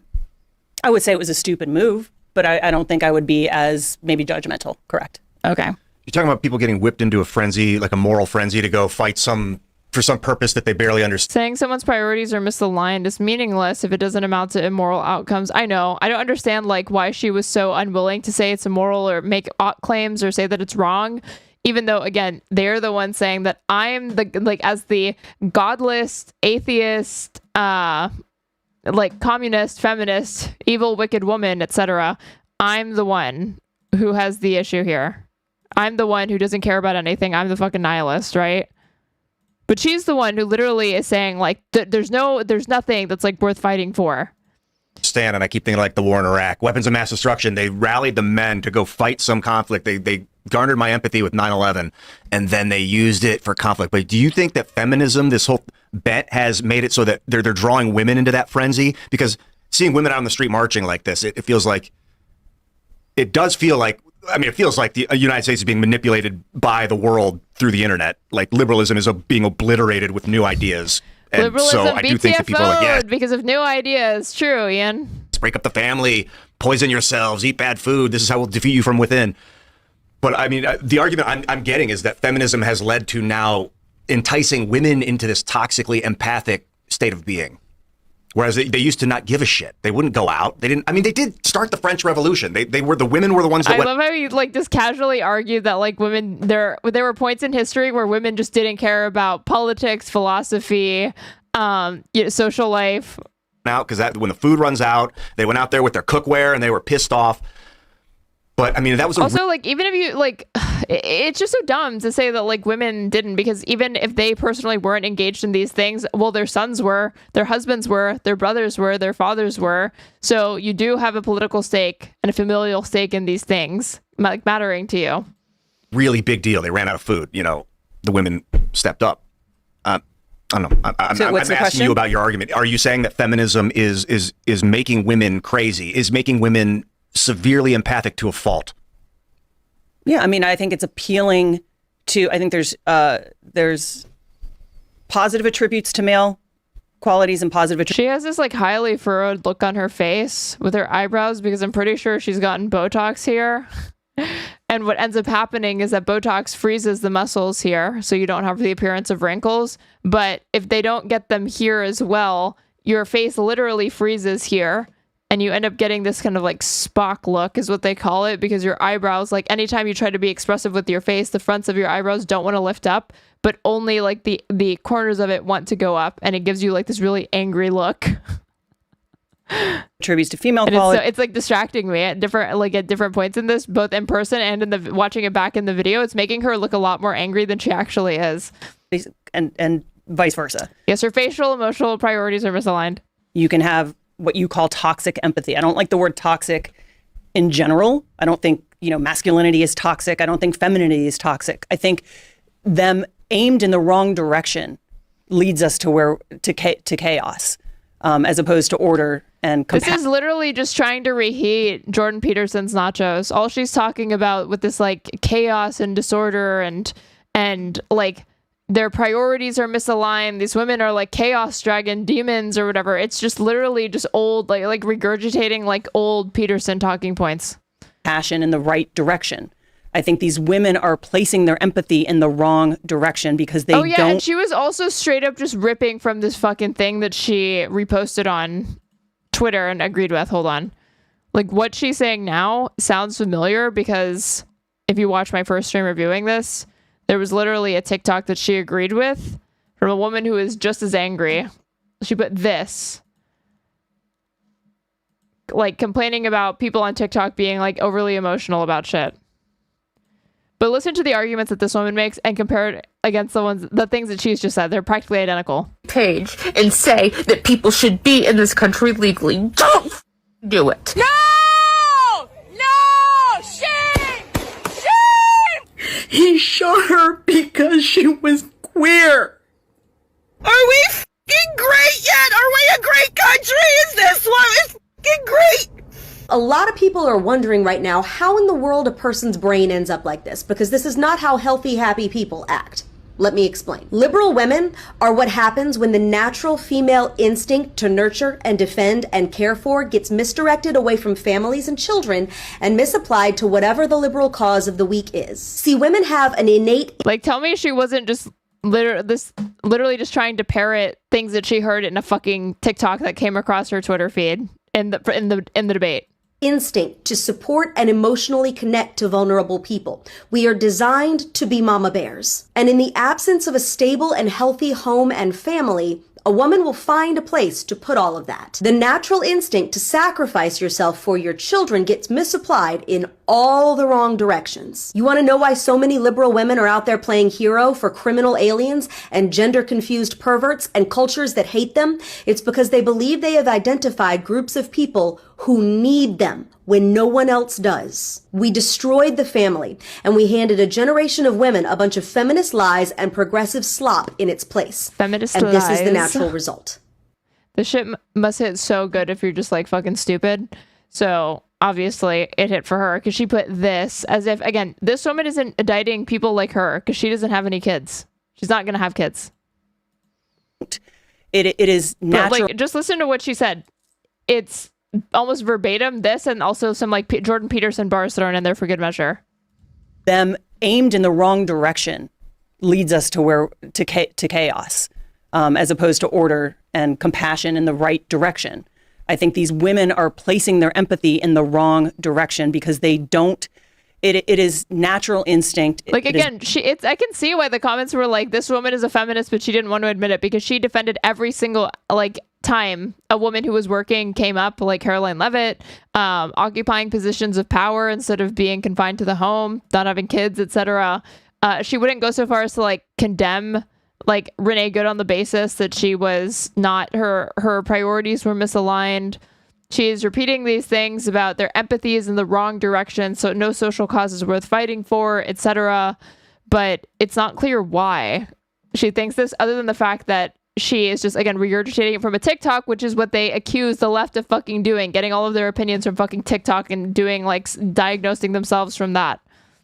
Biological difference. Women are more empathetic. They're more agreeable by nature, these kind of 5 personality traits. It's like how we're socialized to be. It's not by nature. I think they have been manipulated to feel things, to redirect what would normally be directed at a child or a family to these kinds of abstract social justice causes. So to other people in their community, she says abstract social justice causes, but all of them implicate her fellow man, other people. Yeah, having empathy for other people. That's not misplaced though, especially if you don't have kids of your own. What is your prescription for these women? I'll go back to the female. You think it's a grift? 100%. She works for the Heritage Foundation. It if I were to ask her any policy question that she personally did not align with the Heritage Foundation on, she would have no choice but to start repeating Project 2025 talking points, because she is a senior policy analyst at the Heritage Foundation, if you can believe it, and has a master's degree in public policy. ICE agent with her family. Do you think that any female ICE agent who has a family ought to resign from ICE? I don't think that most women, because of their differences, because of their physiological tendencies, the way they think, the way they are in their femininity, would want to be a female ICE agent. Now, I didn't ask if they would want to be. I asked if you think they should fucking resign. If they do, that's exist. fine. So do you think that they ought, if they exist and they have families, do you think they ought to resign? Yes or no? I'm not going to force them to resign. I wouldn't do it. I'm not asking if you would force them. I'm asking if they ought to resign. But they're there already. I don't know. They made the choice. Hang on. I'm not asking. You can hear how frustrated I was by that third time that she fucking dodged. To be fair, she's asking a direct question. It's an ought claim. She's asking yes or no from your view. Okay. Then yes. You think they ought to? Yeah. Okay, so she bit the bullet. Put a pin in that. Every single female ICE officer that has a family ought to resign.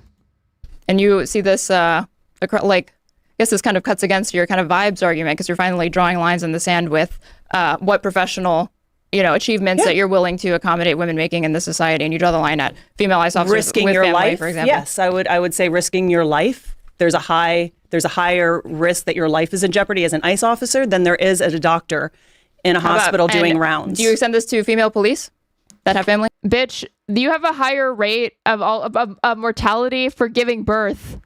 I'm sure that's the case. One Hand Politics, aka Mason, thank you so much for rating. Welcome, guys. I am reviewing my appearance on Tim Pool. Only I wasn't debating Tim Pool. I ended up debating Andrew Wilson, aka Big Papa Fascist, aka host of The Crucible. We know him. We love him. You know how it be. Oh wait, I got a tip.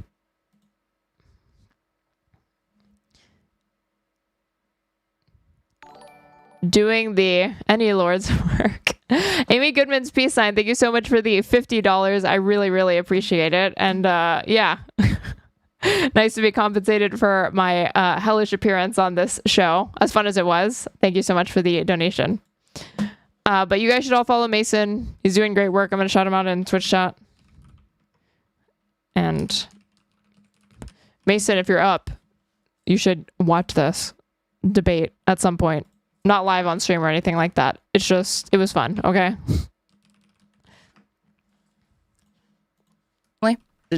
There's a but yeah, like she's saying that you can't put yourself in danger or whatever. Like every single time that you have kids as a woman and you give natural birth, a C-section, etc., complications can arise and you can still die. There's a higher risk. It's probably more risky than some of these hard labor jobs that they're talking about with the advent of like workplace regulations and OSHA, which I'm sure she opposes. Ra, why are you here? That your life is in jeopardy as an ICE officer than there is as a doctor. Do you think Andrew Wilson is evil or kind of cool? A bit of both, right? In a hospital doing rounds. Did you know you were debating Andrew? Nope. They did not think to mention that to me. They didn't even tell me the topic. They said I'd be debating the feminization of institutions, whatever the fuck that means. And then I get there and it's Tim Pool's not there, and it's feminism is destroying America. It's reviving wokeness and introducing communism because they know I'm a communist. Female police that have family? Yeah. There's a higher risk that your life is in jeopardy as an ICE officer than there is as a doctor in a hospital doing rounds. Do you extend this to female police that have family? Yeah. So there should be a police force that's entirely comprised exclusively of and only of men. Depends on their role in the police force. Are you talking about a higher risk kind of role? I'm sure I don't know much about different roles in the police. I mean, in the army, can women do certain things? Did Tim duck you? No, he was out. One, I've already debated Tim Pool, but two, because this is the second time I've been back onto the show. Or I guess the third, because I did 2 episodes the first time that I went. But no, I think he was just sick or out that day. Things You mean like payroll clerks and things like that? I'm guessing. Or I'm not even talking about the more kind of like to the extent that a blue collar job like police work has like white collar aspects. I'm not talking about the paper pushing or the admin stuff. I'm talking about people that go onto the field, effectuate arrests, are actually out in the community enforcing law. And the thing is that ICE, it makes no sense for her to say that female ICE agents with a family ought to resign because the job is too dangerous and they could end up losing their life and then abandoning their children, even though that's equally as true of ICE agents that are men who have children, but I digress. Under that view, it makes no sense why you wouldn't also call for female law enforcement officers to resign as well, because law enforcement is going to be more dangerous than ICE. ICE, what the mass deportation campaign is not what they're trained to be doing. It's not what they're supposed to be doing, except for the fact that the president is making them do it. And yeah, they operate with like broad jurisdiction, but like they're still enforcing civil violations, misdemeanors. The vast and overwhelming majority of people that are here illegally are here because they overstayed their visa or some other, they crossed their port of entry like illegally or something. But like there's civil violations. That's why they don't have probable cause. It's why they have to wait around for people to leave their houses because they can't get warrants very easily to enforce immigration. So it's just not nearly as dangerous as law enforcement in which you're enforcing criminal penalties. Believe that should be comprised of any women. I think yes, it can be comprised of women, but I'd be curious to know how many women choose that path. So how come female ICE agents with families, you're saying that's a no-go, they ought to resign in your view, but when it comes to the police force, domestic duties, law enforcement, etc., that can accommodate having women within its ranks? Why is that? I'm not saying it can or can't accommodate. I am saying... You're by definition saying it can accommodate if you have already staked out the claim that female ICE officers ought to resign if they have a family, but now you're going to say you're uncomfortable intuitively with the idea of all law enforcement being in the field, on the streets, etc., being men. So, and it optically just looks worse to say that, yeah, there should not be any women on those fields. Or on the field. Sorry, you believe that it ought to be able to. The exceptions do not prove the rule wrong. That's all. You can have, if they could, first of all, if those women can live up to the standards of what needs to be. I'm not saying that they disprove it. I'm asking you to delineate and explain why, in one case, with the female ICE officers that have families, you say they ought to resign. But when it comes to the police force, you're not calling for female cops or ones that have families to resign. But you forced me to a binary to say, should they resign or not? I would force say, you to answer a hypothetical question. And I'm asking you claims about your worldview and your normative claims. Which is fair. That's fine. I get it. But what how bad does it have to be going that Andrew had to give me props this many times as far as just trying to ask basic questions, basic hypotheticals, and get answers to them?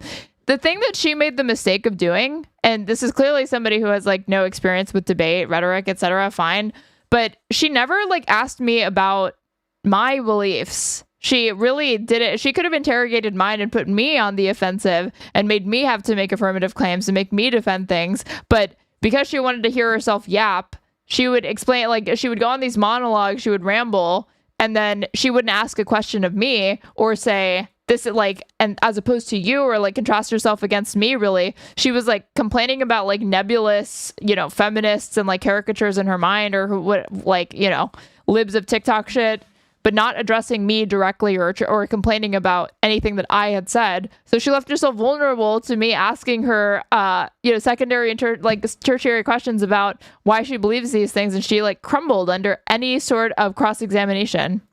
What I'm saying is how many women are actually as ICE officers, right? You can have exceptions to a rule. I don't know, so maybe I'll have to back away. So would I ask them to resign? No, but the thing is how many... So now we're walking that back. So now the female ICE agents don't have to resign.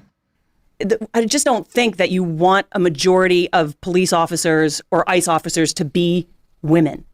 The fact is, those are... I never said that anybody wants that. I'm saying if they are, or they become a majority, or even just a plurality, is that an issue? And under what she agreed to, she said it was. Roles better suited for men. Are there some women that can fill those roles? If they are as strong as men, if they meet the requirements, sure. She wasn't debating in good faith. I honestly think it's a combination of that and the fact that she just really hasn't thought through a lot of her positions.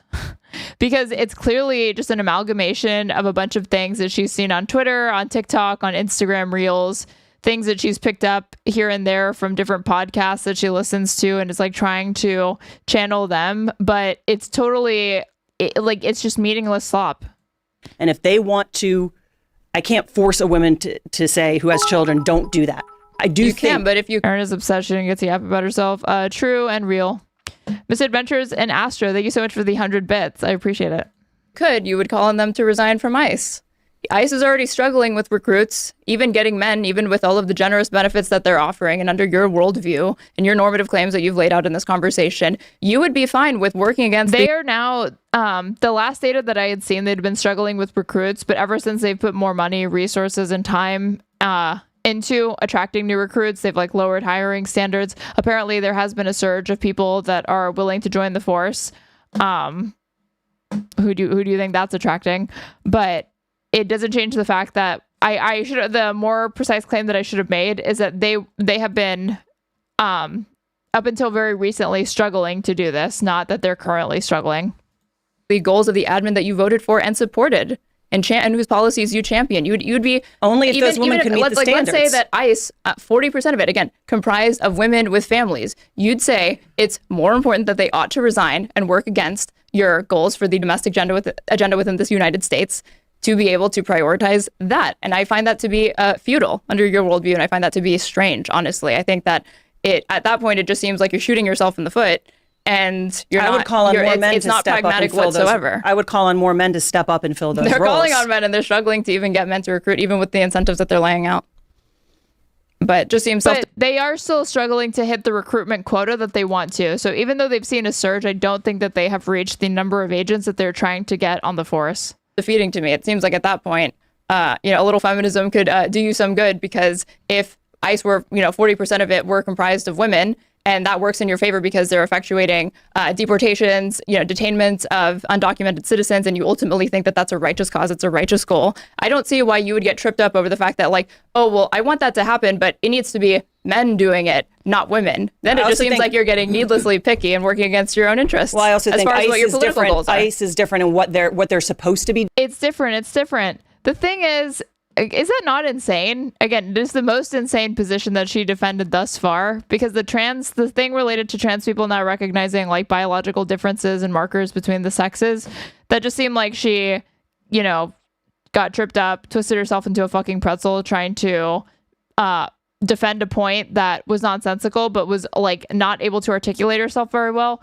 With this, it is just insane. Like, again, you're that committed to patriarchy and men being the ones that do it, that you're actually going to quibble over if it's a woman deporting an undocumented person over a man. Are you serious? It's insane. Doing, and now what they have to do within kind of what's happening in the culture right now. ICE's main job is to enforce immigration law, right? Now they're being... You are not comfortable with non-citizens and asylum claimants being forced to leave our country. Correct, I'm not. I don't view this as an issue of criminality. I don't view this as an issue of another. I am completely fine with people coming to this country to work, to spend money, to start lives here. Fine by me. This is an administrative issue. This is not a criminality issue.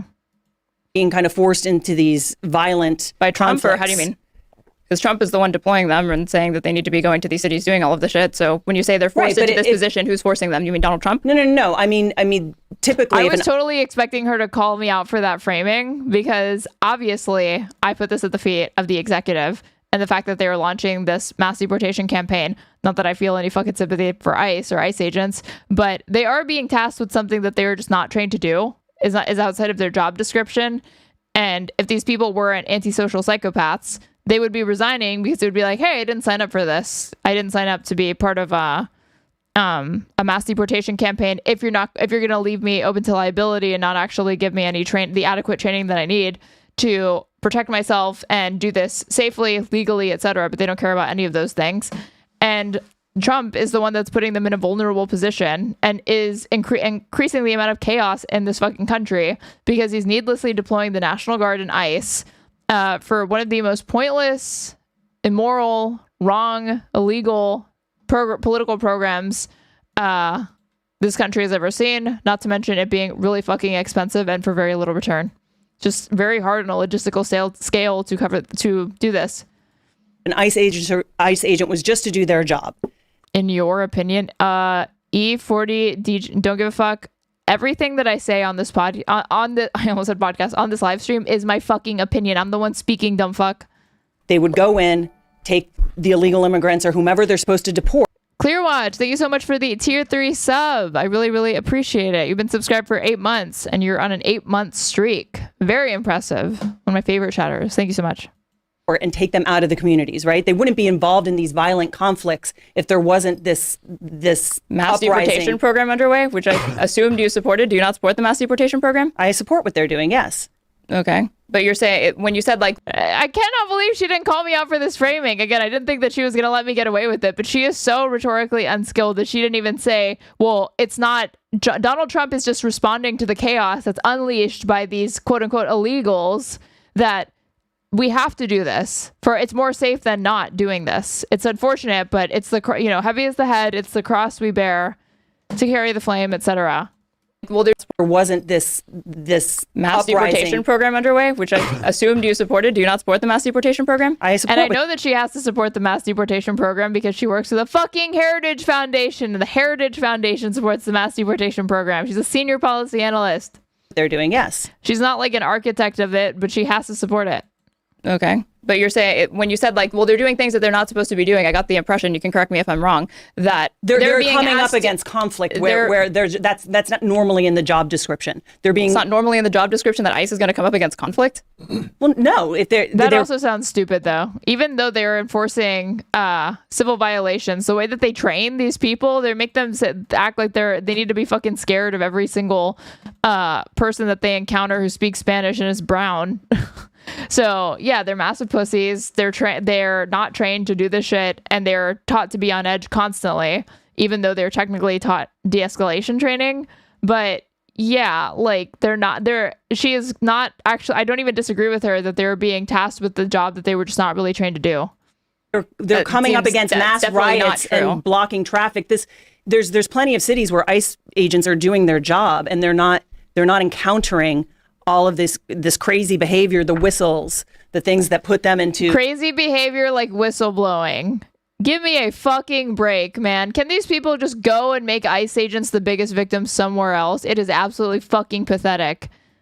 You're willing to engage in a mass deportation program, but you draw the line at somebody on the sidewalk blowing a fucking whistle at you. Will Stancil beeping his fucking horn. Give me a break. Into kind of a sympathetic state of mind. Whistleblowing, people standing on the sidewalk blowing whistles or whatever. You think that's it's the not what I would define as craziness. You think the behavior you're seeing in Minneapolis and Los Angeles and the rioting that's kind of normal behavior. No, people whose emotional and nervous system. You're not going to get normal behavior in an abnormal situation. So almost by definition, it's weird. System is well balanced. You're saying that the people that are demonstrating, protesting against ICE, they're doing so because they're hormonally imbalanced? No, I'm saying they're not exhibiting behavior. Somebody like Alex Petty, who's it's pretty, but the only reason you could be out on the streets protesting the occupation of your city where ICE has been deployed to is because you probably need an SSRI. Oh wait, this woman doesn't support you getting access to it, so she's just going to slander you as being chemically imbalanced and hormonally imbalanced. It's such fucking cope. This is really no different than when PBD insists that every single social movement, every single protest is just, it's AstroTurf by Soros. Like there couldn't just possibly be somebody who organically, of their own will and volition, has a genuine disagreement with the choices being made by the admin. Who is punching out lights. That's not calm protesting behavior. They are antagonizing people. They are intentionally antagonizing people. They are blowing whistles. They are screaming. They are asking people for papers when they are not. Antagonism is when you blow a whistle. I mean, I don't doubt that they are trying to engage in civil disobedience and disruption, but I don't think it rises to the level of obstruction. You're allowed to disrupt this. You're allowed to be on the sidewalk and yell. You're allowed to be on the sidewalk with a sign. And while you blow a whistle, you're allowed to honk your horn repeatedly. You are allowed to say fuck you to ICE agents. All of that's perfectly legal behavior. That's freedom of, that's expression and assembly. Law enforcement. Okay, They're not, but who put them in this situation? Trump deployed. What do you think she would say when people sat at lunch counters during the civil rights movement? Very provocative, very disrespectful, very antagonistic. Won't somebody please think of the white women? Them, and now it's incumbent Trump's upon them doing to... what's absolutely hang on, legal. guys, we're coming to the top of the hour. So my Trump's doing what's absolutely legal as if he gives a fuck about that. Amazing. moderation style, as I'm a debate participant here too, I wanted to make sure you had plenty of time to also engage in your views with the side of the table. I think I did a good job of that, and also engage with my views, which you lost on. But the thing is that I do want to point out a couple of things. First and foremost, I want to give you both kind of a chance to wrap your thoughts up. So let's start with you, Aaron. Like, just take a quick minute, kind of wrap your thoughts up on the conversation that we just had. I think reflecting on the... Just consider it like a closing. Sure. As a closing statement, I think the conversation that we just had is that if you want to indict my priorities as a feminist, as a communist, or whatever, look no further than the arguments that were laid out by my interlocutor over here that were, to me, filled with internal contradictions, had a bunch of that were, even though I was being indicted for appealing to arbitrary morals or non-existent ones, for going off vibes and feels or whatever, that there were many times, and Andrew even granted this to me, that my debate opponent was doing the exact same thing. And then from there, I would ask the audience and the viewers and participants to evaluate our performances, evaluate our arguments, and see if we're... I think it did a great job. LOL, Andrew wants to be seen as a good moderator so badly. It's like, he was, to be clear, like a horrible moderator, but in the sense that I don't think that he was neutral in his application of moderation, but I do think that it made for good content. So overall, I don't really have an issue with what he did.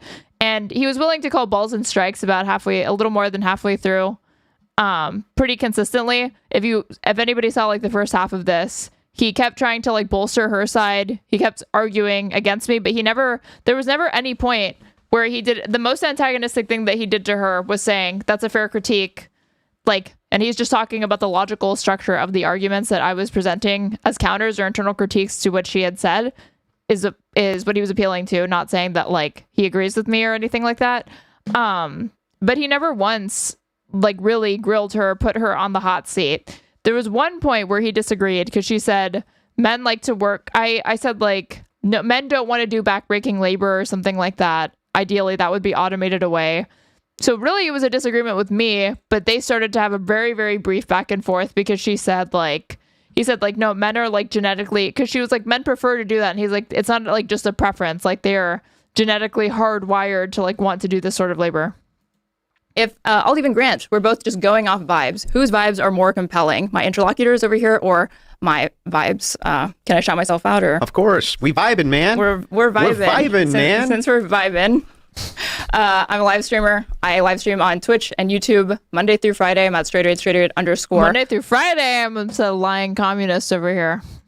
On everything. And yeah, that's my closing statement. I do have a question for you, though. Can I ask it? Yeah. Would you be interested in dropping the fee that you have to debate Pisco Liddy, the lawyer? No. Do you know why that fee's in place? No. Why is the fee in place or what? It's because of how he treated my friend Rob Noor, and he's going to pay the piper for it. And so everybody else... So all of this is to defend his boy, LeFou, Rob. We all know him. Rob Noor, host of Normal America with Rob Noor. World gets access to my enormous platform, except him till he pays the fee. If you were consistent with the schedule, I think I would win the lotto. You guys should set up, what is this thing? Like it was telling me about, like Kolshi. Could set up like a Kolshi debate for, like, or not debate, oh my God, betting thing for how consistent I'm going to be with my stream schedule in the next month. Till he pays, how much is the fee again? It's only $4K. $4K. And he has to pay it himself, right? Nobody else can help. Oh, I don't care if he fundraises. Oh, you can fundraise it? I could have sworn Pisco has said before that he wasn't allowed to. Andrew WIkson said, and you can't crowdfund for it. It has to come from like your own bank account. Okay, if he crowdfunds. I don't care. As long as liberals are paying it, he's paying it. I don't care. As long as they pay it. As long as they pay it, I will accept it. Now, here, to be totally fair to me, right? That's like a 3 hours. To be fair to him, we must be fair to Andrew. Otherwise, who else would be? Dream for me on a normal night. So I don't feel like I'm asking for much. And it's a little bit of penance. He should have thought about that before he treated my buddy Rob, who's blowing up, by the way. He's gonna... All these people say that they'll debate anybody, but he's attaching this huge premium to Pisco for no reason. Be on Timcast tonight. You shouldn't have treated him like shit. Made me very upset. Made me very... He didn't. He fucking talked about going to Word War debate and like them getting along. I'm a very petty, vengeful person. I know it's not very Christian of me. Very petty, very vengeful. Ian, your quick wrap up. Yeah, I felt like we opened up the toy Ian curling his hair, having a grand old time. Boxes and threw a bunch of toys all over the room, and then we're like, we're gonna play with these and these and these and these, and then the show ended. So maybe we'll play with these toys some more in the future. This was a great conversation. Pisco debated Rob like last week. Shh, no, Rob hates him because Pisco is disrespectful, as if Rob, like, they don't just like exchange jabs with one another constantly. I enjoyed the heck out of it, and it was nice. Our back and forth. It may have looked pretty brutal to the audience because it was. And Ian argued with me, and you know what's going to happen to Helldivers now. You know, I told you what was going to happen. Choosing the grenade launcher every time? You're the scout from now on, and if something happens to you in the field, together we'll go straight up, Andrew. Anyway, go ahead with your wrap up, your closing statements here. No, I mean, I think that, you know, I heard somewhere this week that a nation can't survive when it denies. Who's that? Who's Rob Noor? This guy, this unit. I've debated this guy a long time ago.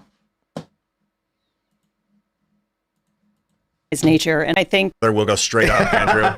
Anyway, go ahead with your wrap up, your closing statements here. No, I mean, I think that, you know, I heard somewhere this week that a nation can't survive when it denies nature, and I do think feminism denies the inherent different natures of men and women and tries to make them equal. I don't think they're equal, but I think the crux of the debate ended up coming down to 4K just for being disrespectful to Rob Noor, and Andrew makes it clear that it is not going to be given to Rob or to a charity in Rob's name or anything like that. It would literally just be, it's for being rude to him, but he's not going to actually be the recipient of the money.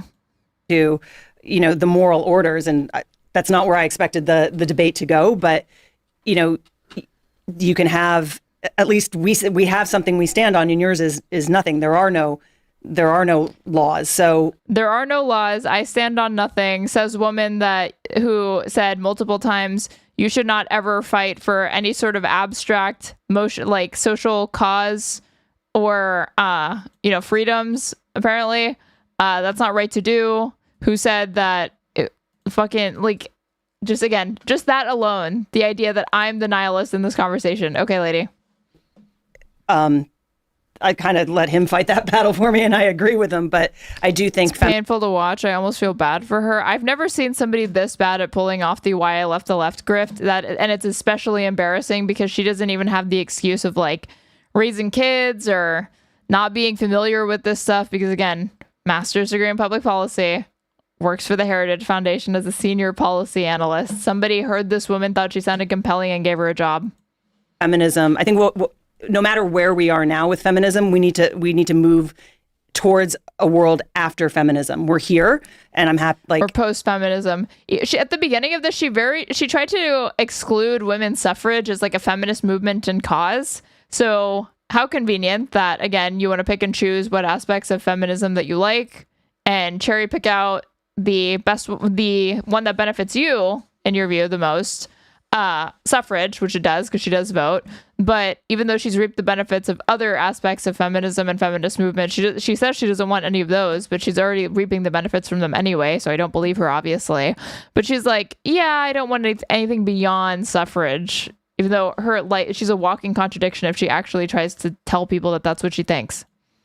I just feel like sometimes the nitpicking, it doesn't matter because the practicality of it, and I like debating, but at some point it just feels like circular tail wagging and navel gazing, and I always want to get to, okay, we're here. Okay, like I do sympathize with what she's saying in the sense that, like, yeah, some conversations can feel like too abstract, too removed, etc. But like, we're here to debate like the doctrine of feminism. Like, what she agreed to is if they were honest about the topic with her as well, is there's no ignoring the fact that it's like a philosophical and like kind of ideological debate. It's not always going to be grounded in practicality or things that are happening now. Here now, like repealing the amendments. It's like it's not going to happen, right? I agree with you. At least we're not going to repeal the 19th. Let her finish her close. I don't think it's politically viable. So I also work in the realm of, I like philosophy. My one rude jab, I just had to say, yep, nice to agree with you, lady, that we won't repeal the 19th. to undergird my arguments, but I also work in the realm of policy and what is politically viable, what is practical, policy is always an alternative between solutions. It's never a best solution. I don't think policy and politics will ever be the solution. I'm sorry, we're going to have to leave it there. I don't Make think sure politics and policy will ever be the solution, but her professional life is dedicated to analyzing policy at the Heritage Foundation. Make that make sense. Make it make sense, people. that you subscribe. Make sure you smash the like button.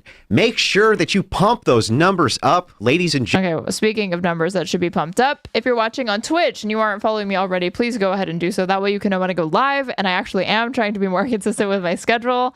If you're watching on YouTube, please go ahead and like the stream. It really helps with the algorithm and pushes it out to other potential viewers. If you want to watch any of my past VODs, they are timestamped and housed in my YouTube channel. If you want to interact with me more when I'm not live, I hang out in the Ponscum Discord, which you can join if you follow the donation, or not the donation link, but the link in my YouTube description box or my Twitch chat, which is pinned. And if you want to support me, you can follow the donation links pinned in my Twitch chat or YouTube description box. The best way to support me is via Streamlabs, because they only take like 2% of the tip. Other things you can do include sending me a super chat on YouTube or a super sticker. I will read it out and thank you for your generous donation to the cause. You can also subscribe to me on Twitch. You can also gift subs throughout the chat. You will get access to cute emotes and an ad-free experience. You can also use your Amazon Prime sub to me if you aren't already on Twitch. I'm at Straighterade _ and everything. And the next thing that we are going to look at is Megyn Kelly on Piers Morgan crashing the fuck out over Bad Bunny, and she just like, even Piers Morgan, I don't really believe that he was like genuinely holding this position, was could read the room and see that like, yeah, it's actually really, really beneficial for me to say that I like the Bad Bunny performance, because it's a thorn in the side of conservatives, so that's stirring the pot, and also most people were fine with it. This is really unprecedented. Oh wait, this. So this is titled, I'd Rather Die Than Bend the Knee. Megyn Kelly, Scott Galloway, and more on Super Bowl show. This was 12 hours ago and has 384,000 views on Piers Morgan. I watched the Bad Bunny show. I saw How close are you to partner on YouTube? I am a partner on YouTube. nothing problematic about it at all. This is supposed to be a unifying event for the country, not for the Latinos. I want to send a signal to Americans that the most radical act in a capitalist society is not participation, and that you have power to decide where you want to spend your money and where you don't want to spend your money. The left wants to tank the U.S. economy in order to punish President Trump for the crime of having been elected by most American voters. Even we think this is bad. We love kissing the president's butt. We don't think anything is racist, and we still think, I don't know, maybe you shouldn't put the Obamas as monkeys. Absolutely terrible. One of the worst ever was the US president's verdict on the Super Bowl halftime show. Nobody understands a word this guy is saying, said Donald Trump. A slap in the face to our country. Trump didn't comment on the alternative all-American halftime show staged by Charlie Kirk's Turning Point USA, presumably because he was watching Bad Bunny. And the truth is, when are you going to go on Lib Learn? Vadim and Ogre cannot be our only leftist reps on there. I don't know that anybody wants me to go on Lib Learn. I was supposed to go, but I've like never been scheduled, and it's definitely not a priority for me right now. Is that both the alternative show and the president's statement felt like they were contrived as a response to something which ultimately didn't happen. Many expected Green Day and Bad Bunny to use the biggest show in the world of television to skewer the president and rail against ICE, but actually they didn't. Now, I'm no Bad Bunny. She definitely thought the U.S. had an official national language. We do. It's now English under the Trump admin. Trump admin makes English official language, which I don't support, obviously. This was March 1st, 2025, designating English as the official language of the United States.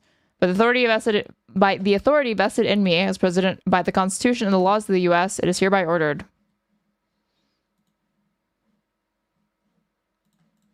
Apologist. I didn't know much about him, actually, before yesterday, and also don't speak Spanish, but I actually really enjoyed... But regardless of whether or not it's the official language, the reality is that literally tens of millions of Americans speak Spanish. His performance. I thought the staging, the choreography, the theatre was the best I've ever seen in a halftime show. And actually, the message was about togetherness and love and unity. What's wrong with that? He didn't perform in Spanish to prove a point. He always sings in Spanish, just as Luciano Pavarotti sings in Italian. The criticism of the whole thing is that he sang in a language spoken by 60 million Americans, including the Secretary of State. Is that a problem? Like I said, the president used to play Pavarotti's Nessun Dorma at his campaign rallies. It even played at the end of the emotional 2024 RNC as Trump accepted his nomination just days after being shot. Nessun Dorma, to remind you, is entirely in Italian. Well, I'll be joined by my panel in a moment. But first, let's hear from the host of the Megyn. Well, I wonder, what is the cope there? How do you explain why it's different and okay and acceptable for Donald Trump to play non-English music at his American political campaign rallies, but the Super Bowl, which is an American pastime, sure, a notable yearly annual event, that can't have any Spanish music for whatever reason? Kelly Show. Megyn Kelly. Megyn, great to have you back on Uncensored. Great to see you back sort of on your feet and looking so well, Piers. Do you know what? I took my first steps. I felt like Neil Armstrong today. I was walking. Still cannot believe that I barely learned that this woman, when she was dismissed by people or like the Today Show, I can't remember what network it was, because her show got low ratings and she defended blackface and there was backlash to it, still got paid out her $30 million contract, even though she was furloughed. Insane. Along my high street with 2 crutches, 24 days after face planting, and it felt like a moment. I was like out of the house, suddenly breathing fresh air again. And the whole thing has reminded me that in the end, if you don't have good health, you're screwed. It's so true. But you're strong. Good for you. I'm amazed. I saw that picture and I thought, A, it's great you're back on your feet, and B, good for you for posting your progress. A lot of men wouldn't want to post that with the 2 crutches, but it's a testament to your fortitude that you're doing it at all and that you're still doing your show. That almost sounds like a backhanded compliment. See, most men wouldn't post themselves, being physically weak and feeble like you did in your crutches, but kudos to you, Piers. Admire your strength, as always. Like, am I crazy, or did that not just sound like a passive-aggressive, underhanded, dig? Do you know what? I mean, I won't labor the point, but 100,000 people a year in the UK alone have hip replacements. Now, mine was forced by injury, but actually, that's a lot of people. And I just thought, I've got a lot of followers. Why don't I just tell them how I'm getting on? Because the response I've had has been incredible. People telling me about what they've been going through. And it's a big thing. Hip replacements are the new cool thing.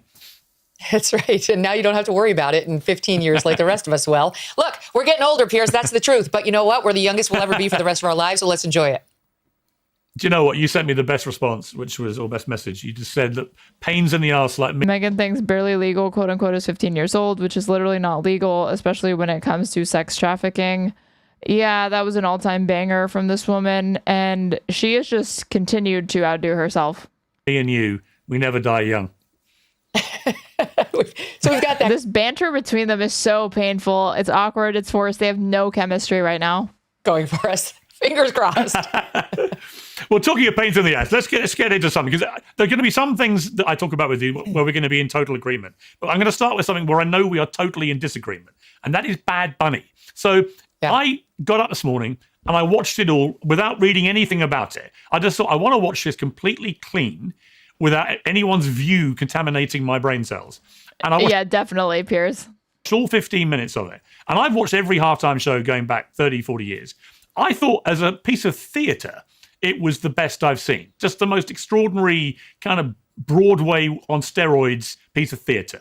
I also thought it wasn't remotely divisive politically in the end. His Grammys speech was, but his performance, I thought, was actually a lot of things which... Does anybody even remember his Grammy speech? I would have thought people on the conservative right would applaud. It was about love. A couple actually got married. For real, in the middle of it. He was preaching about unity, not just the United States of America, but the wider Americas. Does anyone really even remember any Grammy speech, ever? What's the problem, Megyn? A certain male gesture is coming to mind, but I'm not sure I can do it on this show. No, it wasn't about what he was actually... What does that mean? Like a jerk-off motion or what? ...going to do during the middle of the Super Bowl performance. It's about him. It's about him being chosen as the Super Bowl performer, somebody who's been an outspoken critic, of course, of the Trump administration and of America and our anti-immigrant policies. This is long before the current controversy over ICE. There's literally a mass deportation campaign, and she's doing this quote-unquote anti-immigrant, as if that isn't literally the stated goal that Donald Trump ran on and then implemented. He doesn't want illegals deported from this country. Well, too bad, because the majority of Americans do want that and are not shy about pushing for it. And that's why President Trump got elected. So he and his little buddies over at Green Day never miss a chance to bash the United States of America. He got selected because Jay-Z, for some reason, has got the choice over who performs at our Super Bowl, who's another problem. Don't even get me started on his friendship with Jeffrey Epstein. Why is he choosing who's appropriate for a Like, I know this bitch did not just try to indict somebody else, another celebrity, for their affiliation with Jeffrey Epstein, when she literally went viral for saying that 15-year-olds are barely legal, a thing that is just literally objectively false and disgusting, for one. For two, that was in service of defending our head of state, the man that she refuses to criticize, Donald J. Trump, not in any substantial way, who is literally all over the fucking Epstein files. But yeah, Jay-Z is a real issue, people. For American children to watch during our seminal sporting event. It's like, if you have a problem with that, wait till I tell you the relationship that Donald Trump had with Jeffrey Epstein. And I'm sorry, Piers, but to get up there and perform the whole show in Spanish is a middle finger to the rest of America. Who gives a damn that we have 40 million Spanish speakers in the United States? We have 310 million who don't speak a lick of Spanish. This is supposed to be a unifying event for the country, not for the Latinos, not for one small group, but for the country. Oh my God, she is so fucking embarrassing. I get like secondhand embarrassment, like watching her do this shit. 110 million who don't speak a lick of Spanish. This is supposed to be a unifying event for the country, not for the Latinos, not for one small group, but for the country. We don't need a black national anthem. We don't need a Spanish-speaking, non-English performer, and we don't need an. He's like literally one of the biggest artists in the entire world. Or America hater featured as our and Lady Gaga sang in English. Primetime entertainment. Okay, what is the national language officially? You know, like even Fuentes could read the room and could see that it was obviously loser shit to stamp your foot over this performance, and said that he enjoyed it. And this is not to hand it to Fuentes. This is only to point out that if he is doing that, that tells me that he views it, he understands that conservatives will look like they're throwing a bitch fit, which they absolutely are, by complaining about this instead of just ignoring it or keeping it to themselves. The national language of the United States of America. I mean, English. And the national language of the United States of America. I mean, English. And there's been a push for many years to make it an official, you don't have one. Documented thing. You don't have one. If you would have let me finish my comment, I would have pointed that out, that people have been pushing to make it official. I mean, how are they not going to talk about the executive order? I don't doubt that if you actually look into it, there have been like legal theorists and scholars that have said that that's not binding or something like that. But I would expect her to know that Trump made that executive order last year and bring it up. Okay, right, so you're trying to make official. This attitude that you have right here is why you in Great Britain have lost your culture. You ceded your culture to a bunch of radical Muslims. And this is like the wrong person to make this argument to, because he absolutely destroyed Tucker Carlson when he tried to do this, because he doesn't, like, whether he genuinely believes it or not, Piers Morgan doesn't try to lean super hard into the, like, nativism, if I put, like, Tucker Carlson. It was this. Whatever. Tucker Carlson puts Piers Morgan's views on free speech to the ultimate test. Let's see. The migrant invasion. Maybe it says it here. To put it in perspective, Lord Nelson would put up with this? Put it in perspective, in the last 5 years, we've had about 200,000 people come over our southern border. In the last 5 years in America, until Donald Trump got a grip of it, you have apparently 10 million come over the... Love that when I go to Tucker Carlson's channel, the default caption settings are to Russian.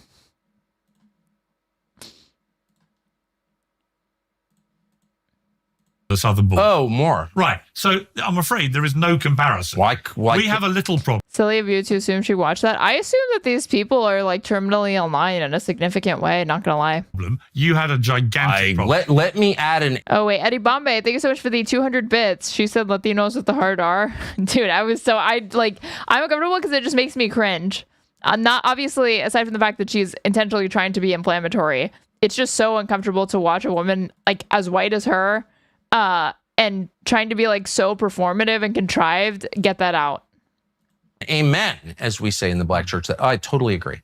And that's why Britain is so interesting, because for two reasons. One, the people who are being invaded and replaced are the native population. They're the Iroquois of the British Isles. They've been here forever. Their ancestors' bones are at Stonehenge. Isn't the Iroquois? There's no debate about that, though they pretend otherwise, but that's just a fact.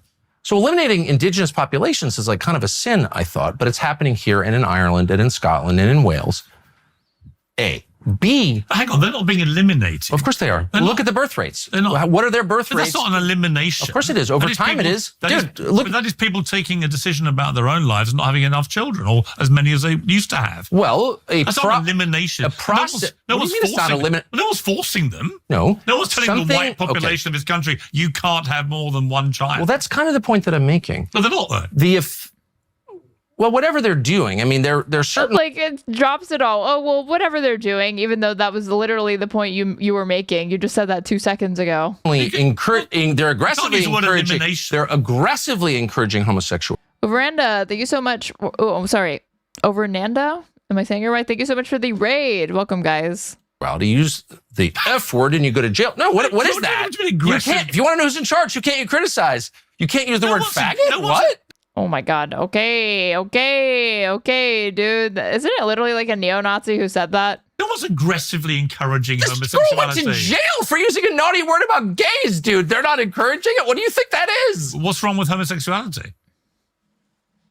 Well, if you encourage it and the rate goes up, people have fewer kids. I don't know. Oh my God. I cannot believe he actually made that stupid point. Just because you have a your sexuality is such that you're attracted to men or women and you're a woman yourself does not mean you lack the biological capacity to have a child. Biology? Or to like sire a child, impregnate somebody.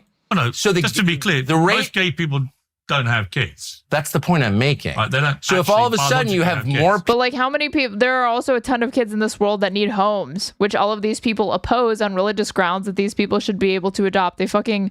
What's the Carlin line? Like these people hate abortions, but they're not okay with the population that gets the least amount of abortions, which are gay people, adopting these kids. People being gay, which you do a lot. No, you don't. People don't pretend to be gay. Do you have the internet? Huh? I don't know. Piers will be like, they only pretend to be trans. Okay, get it right, Tucker. But he draws the line at gay. No, I'm not saying they're pretending. I'm saying you've got way more... Yeah, you're gay, right? Well, you know, we used to say that, but... You don't think so? Well, I used to think that, but all of a sudden I think lots of people putting their hand up saying they're trans. That's a different issue. Oh my God. I hadn't seen this. I've only ever seen clips, but I just fucking knew that Piers was going to throw that in there. Totally different. It's not part of the continuum. It's not like gender isn't real. Actually, I can pretend. But if you're gay, you're gay. Well, you know, we were told that, and I believe... He really said you're born this way. Believed a lot of things. That's why I enjoyed the halftime performance, because Lady Gaga came out. Do you not believe that? Well, it's demonstrably not true because science tells us it's not true. People are making it up? I don't think they're making it up at all. So what's your point? Christian appeals to science to justify his belief. You love to see it. I think that you can be moved in that direction through propaganda and pornography. Oh, come off it, Tucker. Well, then how do you explain? Is there anything that would make you... Could I make you gay? How hard do you want to try? Oh my God. Not hard, I can tell you. Good. That's the spirit, Piers. There's a limit, even an open-minded... I mean, the better question to ask is how old were you when you, like, what is it that taught you to like pussy or like women? And like you kind of hate the gays. Could I make you gay? I make a little gay joke and you're like, oh, I'm not going to be gay. No. Why are you using a gay slur? That's fine. Well, first of all, the context matters. As I've told you, I mean, that's like coffee table conversation between the gays I work with at Fox. Faggot. So if it's okay with them, it's okay with me. It's just it's sort of like it's sort of like racism. Only the whites are upset about it. You don't actually think people can be persuaded to be gay? Well, then why don't you explain the twofold or threefold? Like, what would it take to persuade you to be gay?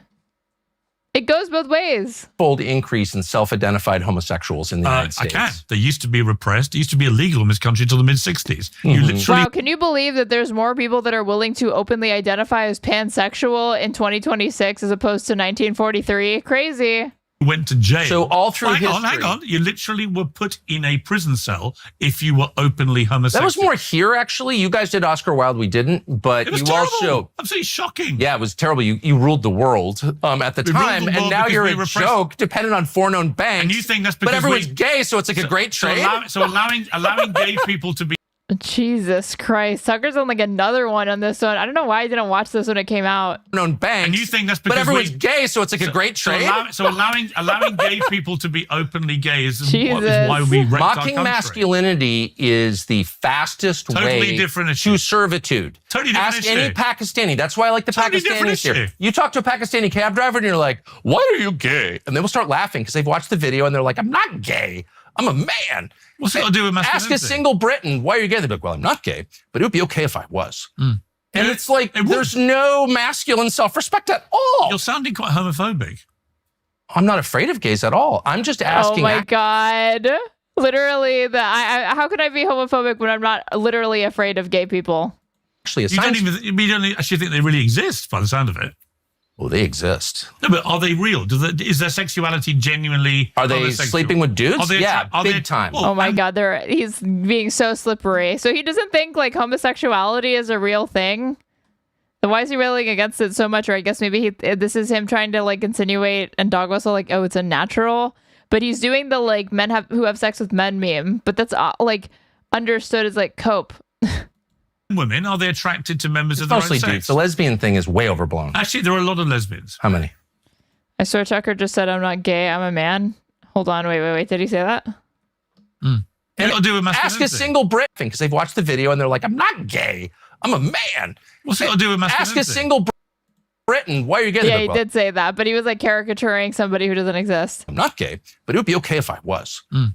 And it's like, there's no masculine self-respect at all. You're sounding quite homophobic.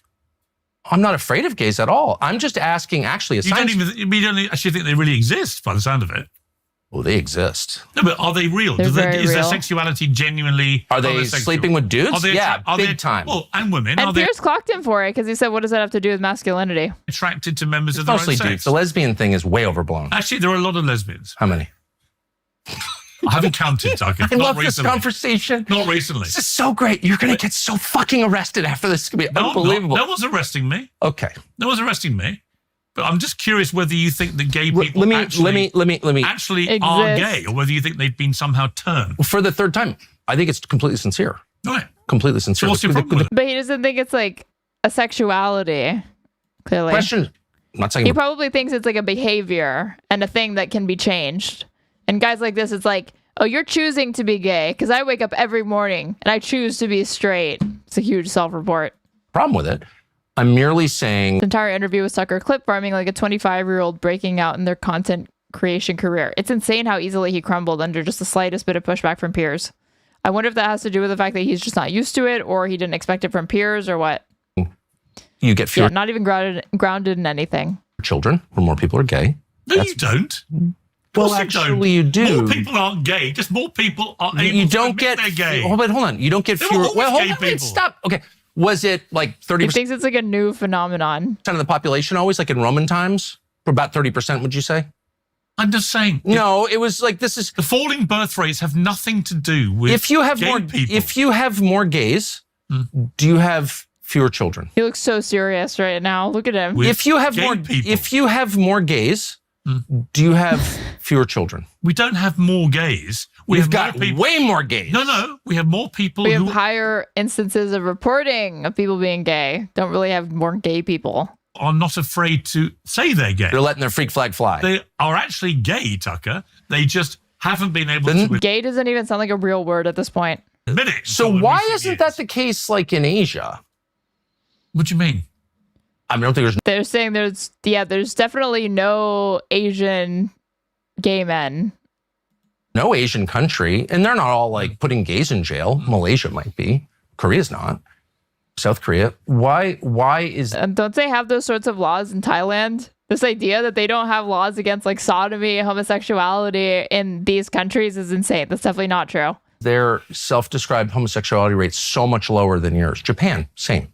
Because culturally, it is not a thing. So to it's admit you're genetic. gay. You think it's genetic? No, it's cultural. No. People become gay. But last World Cup. Wait, but how do people become gay? Let me give you the World Cup is coming. I'm talking about soccer. I'm telling you why. I want to talk about the gay thing. I'm telling you why. How they become gay? Why are you gay? 1 in 4 countries in the last World Cup. Why is Tucker being this way? Holy shit, he's just referenced a meme. Actually outlaw being homosexual. It's a criminal offense. Do you think that's right? I don't care. We should care. Okay, I really care. Oh my God, he was like... in the last World Cup actually outlaw being homosexual. It's a criminal offense. Do you think that's right? I don't care. He literally just said, I want to talk about the gay thing. I want to talk about the gay thing. Piers Morgan is asking him a question that's related to it. Suddenly he doesn't care. Convenient. Yeah. Okay, I really care. You've got people arrested for using the word faggot. That's who I feel sorry for. This chick from Britain. So you Why feel does he have that printed out? Why does he keep saying that? very exercised about that. Yeah, she's in Great Britain. Yeah, She's he not in took some a bump of coke before this. Honestly, he's kind of just like this. primitive theocracy. Are you not as exercised about He's on a different one today, but it's kind of just like that in general. people being arrested and put in prison cell for their sexuality? He turns to jokes to obfuscate losing a debate. It definitely comes off as like nervous laughter. It's like, yeah. Why don't you feel as angry about that? Because it's not my culture. It's not my country. Oh. It's not. Come on. Why not? I'm not for arresting any. I'm for arresting very few people. You think people should be arrested for their sexuality? Of course not. Right, so you agree with me? You're talk about, okay, I will not, also a talk show host, you're not going to get me off my path. And my path leads to this question. How do people become gay? Oh my God. They don't become gay. Oh my God. What? Are they born gay? Yes. How does that work? They're born gay. How? They have a sexual attraction. Why explain this and make Tucker ask, like, what made you straight? Did you learn to be straight? Were you indoctrinated into being straight? Did you have to consume propaganda? Did you have to be taught? It's the same. It works the exact same way. No, I understand the manifestation. This interview is stopped by Bother. It's like a train wreck. I can't look away. It's the symptoms. The symptoms? Yeah, the symptoms. The symptoms of my... They're born gay. Okay. Born So that means gay. You may not want to that means acknowledge that. No, I'm just asking how it believe works. that. So there's a gay gene. You said you worked with lots of gay people. They shouldn't say born gay. They should say like it's effectively innate in the same way that like we have preferences for certain things, but we can't explain why exactly. Is there any sort of like genetic gene that you could identify that would tell you, why certain people have this or like have certain predispositions? No, but... Hold on. There's a gay gene. Did you not have this conversation with actual gay people? Yeah, a lot of them say I got molested. That's why I'm gay. In fact, a really good friend of mine who's gay, so I got molested. That's why I'm gay. All gay people are gay? They always have like a friend and an anecdote for fucking everything to make up. How convenient. No, I don't think that.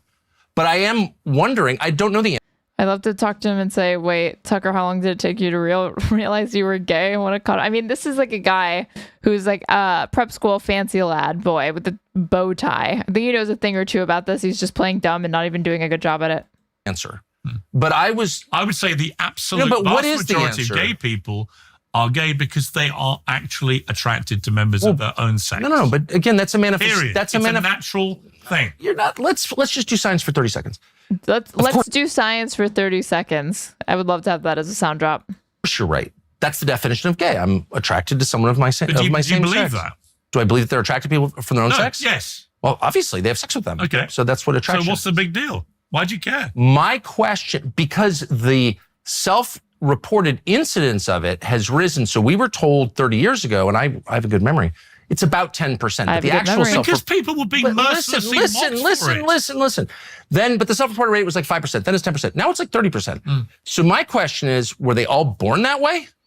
30% of a population is born homosexual? As an evolutionary matter, where's he getting 30%? Tell me how that works. How do you reproduce? It's not 30% of the population. In the United States, in a lot of places, it is 30%. It's not here.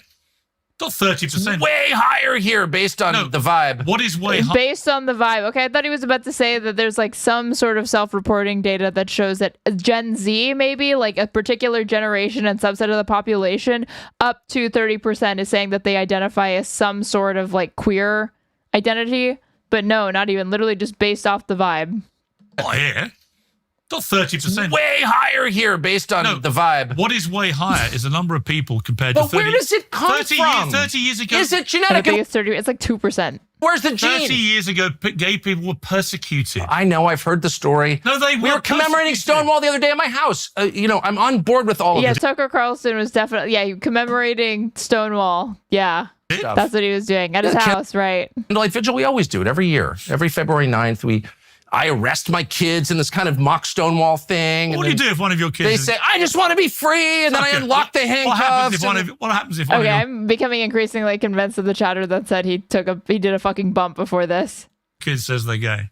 I love my kids no matter what. I love my kids no matter what they did. They're my children. Would you think someone had turned them into a Piers asked, gay son or thought daughter? Go. Gay person?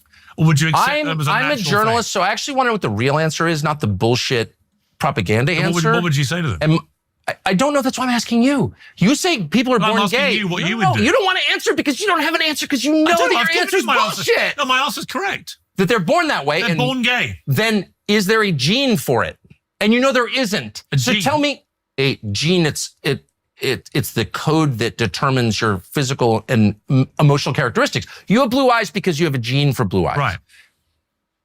If someone is gay, then there should be a gene that we can isolate and say it's the gay gene. No. And scientists have been looking for the gay gene for a long time. And It's like saying if somebody has a preference for blondes, there must be a gene for it. Question is, where is it?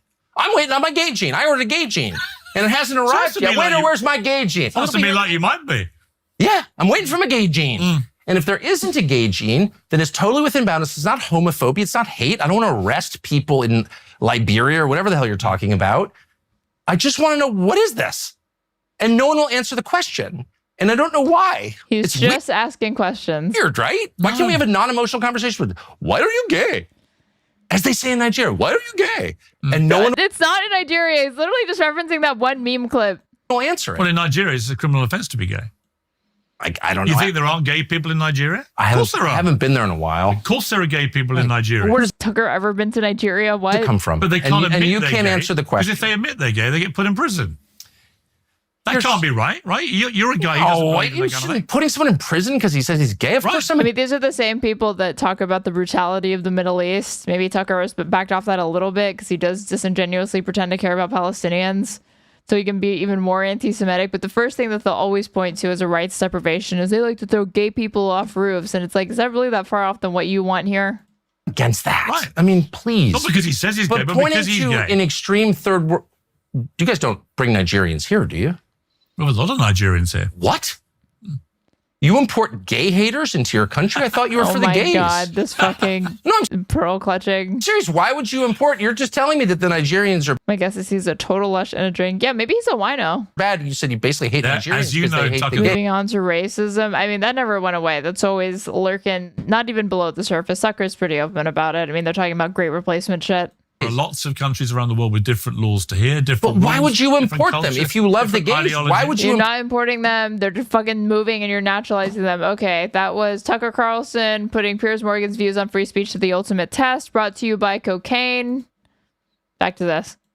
Who came in and took over, and now it's gone. We're not allowing that here, whether it's Hispanic, whether it's Muslim. It's not happening in the United States of America. That's why President Trump was elected. And whether it's Bad Bunny, who is American but refuses to speak English in his performances, or anybody else, we have to keep the Super Bowl, which is a quintessential American event.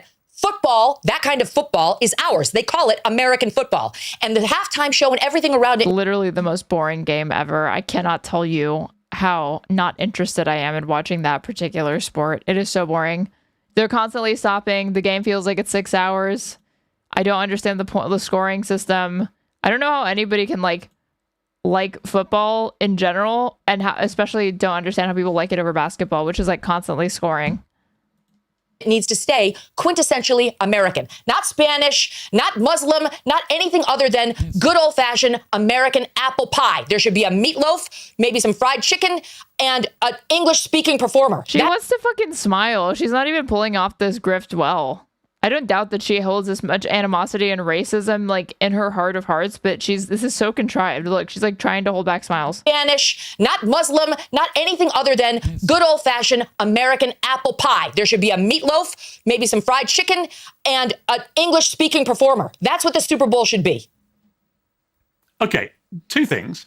Says insane, ends insane rant. Okay. One, you've conceded you don't have a national language in the United States officially. And secondly, the language you do want to be your official language is my language. The language of the country you think has gone to pot. So my obvious follow-up is, Megyn, why do you want English as your national language if you think England is gone to hell in a handcart? Piers, I think those medications for your hip have gone too far. We need to dial back a pill or two, okay? We want something that we can all understand. I don't think Bad Bunny used his appearance to bash America. But I can't be sure because I didn't see any subcaptions on his Spanish language performance. What about Pavarotti? Well, since there's a non-zero chance, I guess we got to go with the 1% doctrine here, folks, because we even though there's basically no evidence but we do know for sure there's a non-zero chance something bad will happen. Let's act on that non-zero chance. Very rational, very cool. But what about Pavarotti? America haters. What about Pavarotti, who Donald Trump in 2016 in particular would use at every campaign rally? He's used it at the RNC, right, as a triumphant, tub-thumping anthem. Well, no, hang on. Not only Pavarotti. I've been to lots of Trump rallies. Pavarotti gets a song, maybe but two. He sings, but when he sings Nessun Dorma, so she's not even denying it. In Italian, I don't see you leaping up and down and going, I can't understand a word of it. You're probably singing I don't remember along. him being the Super Bowl halftime show, was he? Well, would you have minded if he was? Yes, I would have, because we feature English-speaking performers at the quintessentially American event of the Super Bowl. We do. It's the same standard. If Piers knew anything, if he had half a fucking brain and was actually focused, he would fucking call her out for that. Michael Jackson. We do Whitney Houston. We do great bands that love America, like American rap. That's a different situation. This guy who can't stand the country comes out and starts... Does anyone genuinely believe that she was cool with Kendrick performing? Give me a fucking break. Speaking in Spanish, and I'm sure... She'll say, I just want it to be English, but they will constantly shift the goalposts. There's absolutely no way she likes Kendrick Lamar's performance. The people in South Florida really enjoyed it. The people in an American territory, Puerto Rico, really enjoyed it. But the people in the heartland had no idea. This is how you know immigrants and who they perceive to be an other, and Hispanic people generally are like public enemy number one, because they are willing to now look back upon Kendrick Lamar's performance favorably just because they want to own Bad Bunny. Idea what the hell was happening. This is a guy who loves to parade around in a dress, who again hangs out with Jay-Z and his Epstein-loving pals, who gets up there when he's not bashing America with his pals at Green Day, who are from the far-left People's Republic of California, who have never missed a chance to rip on Trump, Maga, half the country, or ICE, and that's something they share with Bad Bunny. That's not representative of what the heartland wants to see. And the heartland always gets the middle finger from people like Jay-Z, like Roger Goodell, who should know better, but he's a panderer who runs the NFL. And that's why you had probably closer to 10 the NFL, notably liberal institution, million people turning the channel and turning to the Turning Point event, which was pro-American, which was absolutely beautiful, which had several references to God and faith and this country, which had a tribute to Charlie Kirk at the end of it. And I cannot believe she's actually shilling this pathetic fucking what would you call this? This is like conservative DEI or affirmative action halftime show. Talked about Jesus and how he can change your life. They were botting. That's what America's all about. We were founded as a Christian nation. We're still a Christian nation. And what we want is somebody up there to celebrate how freaking special this country is, not a bunch of people who can't stand us. And over what? Over our desire to get illegal immigrants who are raping and molesting our children out of our country. Okay, but to quote Kamala Harris, Puerto Rico, that's part of America, dear. This is not a quote unquote illegal. That's all ICE is doing. Okay. Every new year, I think about what when a real you're talking about Puerto Ricans. Okay. We get it, Piers. About cozy earth right here. Let me present a different view of Bad Bunny, which is he's the son of a truck driver and a teacher, born in Puerto Rico. He's an American, born there, naturalized American. He is the most successful artist in the world. He's the most streamed artist globally on Spotify for 4 consecutive years, nearly 20 billion downloads in 2025 alone. He has sold 123 million equivalent album sales. He's won Grammys. He's won everything. He is a fantastically successful American story, isn't he? And isn't the fact that he ends up performing at the halftime show exactly the kind of journey that America was founded on, which is a guy who comes from very little, born in America, who actually makes it to the biggest pinnacle because he is, right? I mean, look, I love Kid Rock, okay? And I actually really enjoy the Turning Point show as well. I like them both. But Kid Rock's not had a hit single in the last 11 years. This guy is right now the hottest star in the world, and he should be on the halftime show. I can't think of a compelling reason why not. Because he's too divisive, Piers. I'm giving you the reason. Maybe because you're not an American, you don't get it. He is too divisive a figure. No one would begrudge him his personal success story. Good for him. Great. We love that here in America. Just like we love when our half-pipe freestyle skiers make it to the Olympics despite all odds. They overcome them, but when you go overseas wearing the American uniform and you bash America on foreign soil, when you're wearing our stars and stripes, we get very upset here in America. It's not that. Did they bash America or did they criticize decisions of the admin? We don't stand for free speech or differences of opinion or love rags to riches stories. We do all of those things. But there are certain things that we expect of the people. Or was it some sort of like, I'm embarrassed to be an American type comment, but it's obviously because of the admin? Who are representing us when they're overseas as Olympic athletes or when they're in the middle of the Super Bowl, which is our event. That is a heartland event that gets usually man, but lots of women too, on their feet, feeling patriotic year after year. It's one of the reasons why we love it. And the last thing we want is someone who's a harsh partisan who we know can't stand the country. And you're wrong. He wasn't totally patriotic at that event. He ended it by saying, God bless America, and then listed all the countries in all of the Americas, which is not how we here in the United States view the USA. We actually do believe in American exceptionalism, and we believe we actually do have I still haven't actually seen the performance. Did you like shout out like territories and she got triggered over that? Higher claim to morality than some of the countries he was listing, like Mexico. But you wouldn't want him to have his First Amendment rights infringed on his ability to criticize certain policies of a particular American government. I am not American, but she is talking about her people, hate it or like it. They have your values, they have theirs. What a useless fucking comment, and you should not bother adding another one, Alec SK327. That's just like literally, you're not saying anything. That he has no right to perform at the Super Bowl. As an American citizen? Really? That's disqualified. So the First Amendment has nothing to do with it. Who's ever been, the First Amendment has nothing to do with it. The First Amendment is about government censorship of speech. Hang on. Anyone who's been critical then of the US government should not be allowed to perform at the halftime show. Is that your position? I don't think that'd be my selection. I do think you should find somebody who is. Wait, what did he ask her? Who's been critical then of the US government should not be allowed to perform at the halftime show. I mean, she already has a double standard. She's fine with Kid Rock performing, but she wouldn't be fine with Bad Bunny because he's political, and that she dropped that entirely if she brought up Kid Rock. Is that your position? I don't think that'd be my selection. I do think you should find somebody who is more of a unifier, and there are plenty of them. There are still millions of people out there who have very strong political opinions, but they don't voice them publicly because they realize they're in a line of work where that could be alienating to their customer base. The same is true for these performers. And if you want to be super But clearly it's not, or clearly you're in the fucking minority. Don't you just love when these right-wingers complain about the excesses of capitalism and all of the shit that they champion, all the deregulation and the, immortal, invisible hand of the market, the free market, deciding, okay, well, clearly it waved goodbye to you and your ilk for the time being because, yeah, he's massively popular. Everybody was going, the overwhelming majority of people were going to like the Super Bowl performance from him.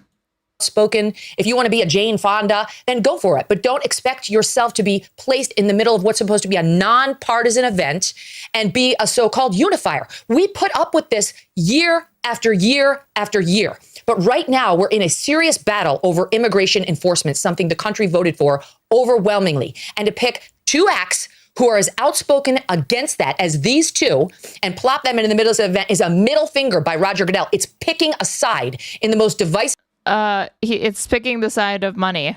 It's picking the side of capital. It's picking the side of shareholders. It's picking the side of most people because this is a popular artist, mainstream global artist. Debate we're having right now in the country, and it was wrong. It was a mistake. Good. Well, I'm glad we reached a point of zero agreement on that. Well, let's move to an issue where I think we will agree, and this is the separate issue of Hunter Hess, the US Winter Olympic skier, who said this at the weekend. It brings up mixed emotions to represent the U.S. right now, I think. It's a little hard. There's obviously a lot going on that I'm not the biggest fan of, and I think a lot of people aren't. I think for me, it's more... Objectively correct. I'm representing my friends and... Trump is at an all-time low. I think according to a recent Gallup poll, he's at 37% among approval among independents. Family back home, the people that represent it before me, all the things that I believe are good about the U.S. I just think if it aligns with my moral values, I feel like I'm representing it. Just because I'm wearing the flag doesn't mean I represent everything that's going on in the U.S. Oh my God, he is not bashing America. I think that's to be far more critical based off how she was hyping it up. I think when you're representing your I'm trying to think, what would I feel? That is just like trivially obvious anytime you criticize an admin. Yeah. I'm not, even though I'm wearing this flag, I'm not endorsing everything that my government does. If that was a Team GB guy saying that about Britain, and I wouldn't like it, because I think if you're representing your country in a global event like the Olympics, just avoid criticizing your country while you're doing it. It seems to me pretty straightforward transactional deal. Do you know what athletes over here would give to don the stars and stripes and go represent the United States at the Olympics? She doesn't remember Maga left the NFL with Kaepernick taking a knee. The NFL is afraid of their boycott. That's a good point. I completely fucking memory hold that. Yeah, exactly. Games. I mean, that was the same crowd that was literally buying football jerseys just to light them on fire to make stupid fucking videos or social media. Anything. Those things get decided by 1/100th of a second when it comes to speed or landings, etc. And this guy, he gets the privilege of going. And he has forgotten the most important lesson of the great Herb Brooks, who coached the Miracle on Ice team that won against the Russians in 1980 in an event so historic, and they've made several movies out of it and documentaries beyond, which is the name on the front of your jersey is a whole hell of a lot more important than the one on the back. You go because you're representing the United States of America, not the guy back here. No one gives a damn about you, Mr. Hess. You'll be forgotten in about 2 minutes, whether you win gold or... You know, she says that, and that's reminding me. I looked up why it is that Russia is barred from the Olympics participating as a nation. Like, Olympic athletes from Russia can register as like independent, neutral athletes or something like that. They can get it. They can request a special designation if they go through a screening process and get approval from the Olympic Committee to participate in the games. They just can't don or show off the Russian flag or be affiliated with an official Russian team due to the ongoing war. The doping scandal doesn't help, obviously. And so I looked it up and I was like, why is this not the case for Israel? And I find this. Why is Israel allowed, or like, is Israel allowed to compete? Hold on.